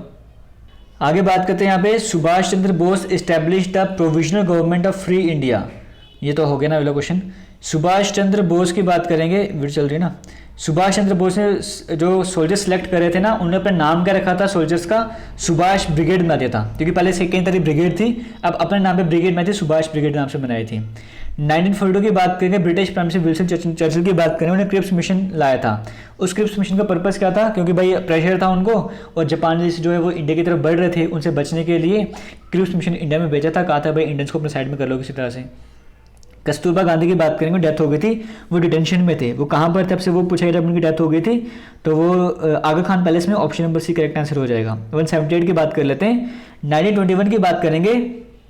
महात्मा गांधी जो है वो कॉटन से बने हुए कपड़े वगैरह यूज़ कर रहे थे, वो क्यों कर रहे थे? वो सबको आपको पूछा गया यहाँ पे। तो भाई वो बताना चाहते कि हम इंडियन पीपल की आइडेंटिफिकेशन बताना चाहते थे। ऑप्शन नंबर सी यहाँ पे करेक्ट आंसर हो जाएगा। जो वर्किंग कमेटी थी कांग्रेस की, उन्होंने क्विट इंडिया रिजोल्यूशन पास करा था। ये क्विट इंडिया रिजोल्यूशन कब पास करा था? जुलाई 14, 1942 को ही पास करा था। Option number A correct answer हो जाएगा।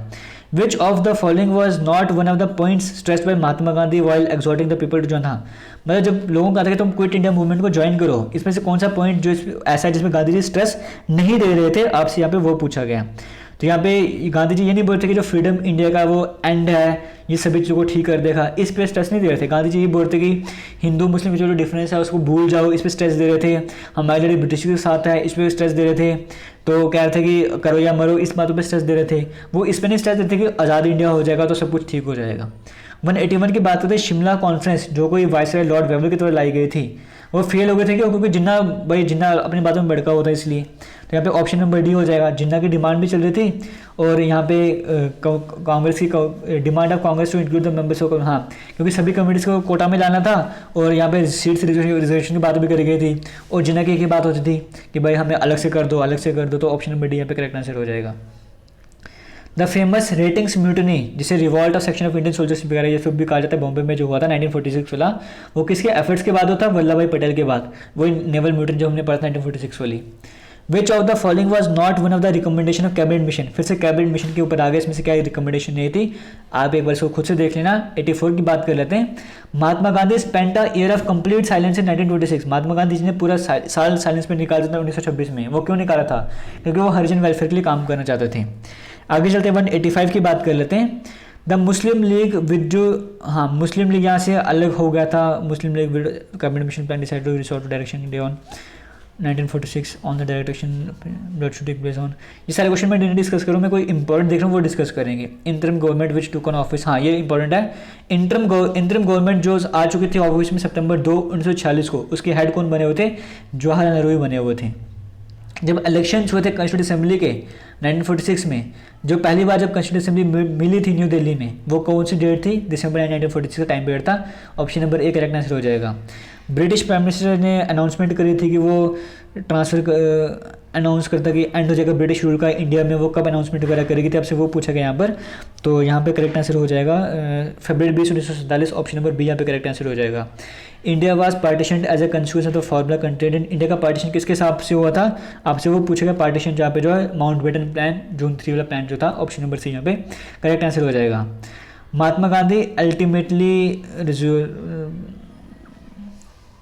To prevent loss of prestige last constitution provision pass by the house of, हाँ ये भी ठीक है। हाउस ऑफ कॉमन जो लोअर हाउस होता था वहाँ का, जो लास्ट संविधानिक जो प्रोविजन था जो उनके द्वारा पास करके था, वो कौन सा था?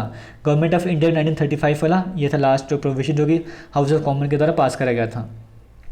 फिर से लीडर्स को यहाँ पे मैच करना, उनके न्यूज़पेपर के अकॉर्डिंग मराठा केसरी किसने किया था, वंदे मातरम किसका था, यंग मूवमेंट किसका था, न्यू इंडिया किसका था। ये बड़ा आसान से क्वेश्चन को कवर कर लोगे। सर्वेंट्स ऑफ इंडियन सोसाइटी की फाउंडेशन 1905 में करी गई थी।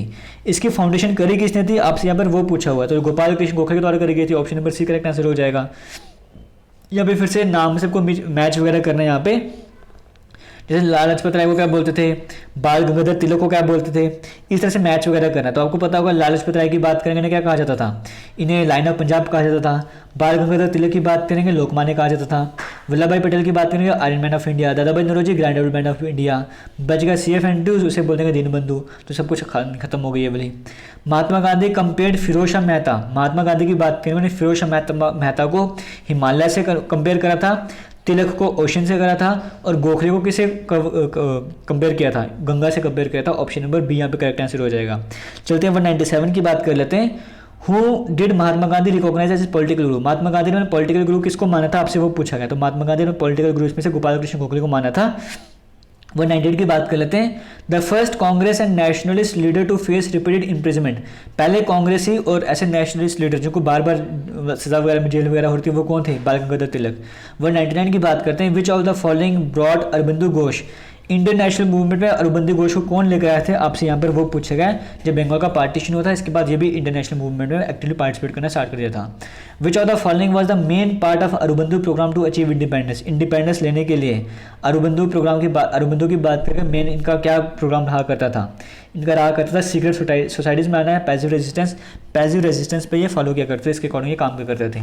आज हम फिलहाल इतने क्वेश्चन करते हैं, थोड़ा बोरिंग सा लग रहा है लेक्चर वगैरह, तो आज इतने क्वेश्चन करते 200 क्वेश्चन आ सकते हैं। कल के लेक्चर में हम 300 क्वेश्चन हम कवर कर लेंगे, और कल के लेक्चर में ही आपको जो PDF की बात कर रहा हूँ मैं, डिस्क्रिप्शन बॉक्स में लिंक भी मिल जाएगा, वहाँ पर जाकर क्वेश्चन को भी रिवाइज कर सकते हो। बाकी कल हम थोड़ी एनर्जी के साथ आएंगे, थोड़ी सुबह वीडियो बनाऊंगा, एनर्जी ज़्यादा आती है, आपको भी मज़ा आएगा। तो बाकी आज के क्वेश्चन कैसे लगे कमेंट सेक्शन में कमेंट करके जरूर बता देना। थैंक यू, जय हिंद।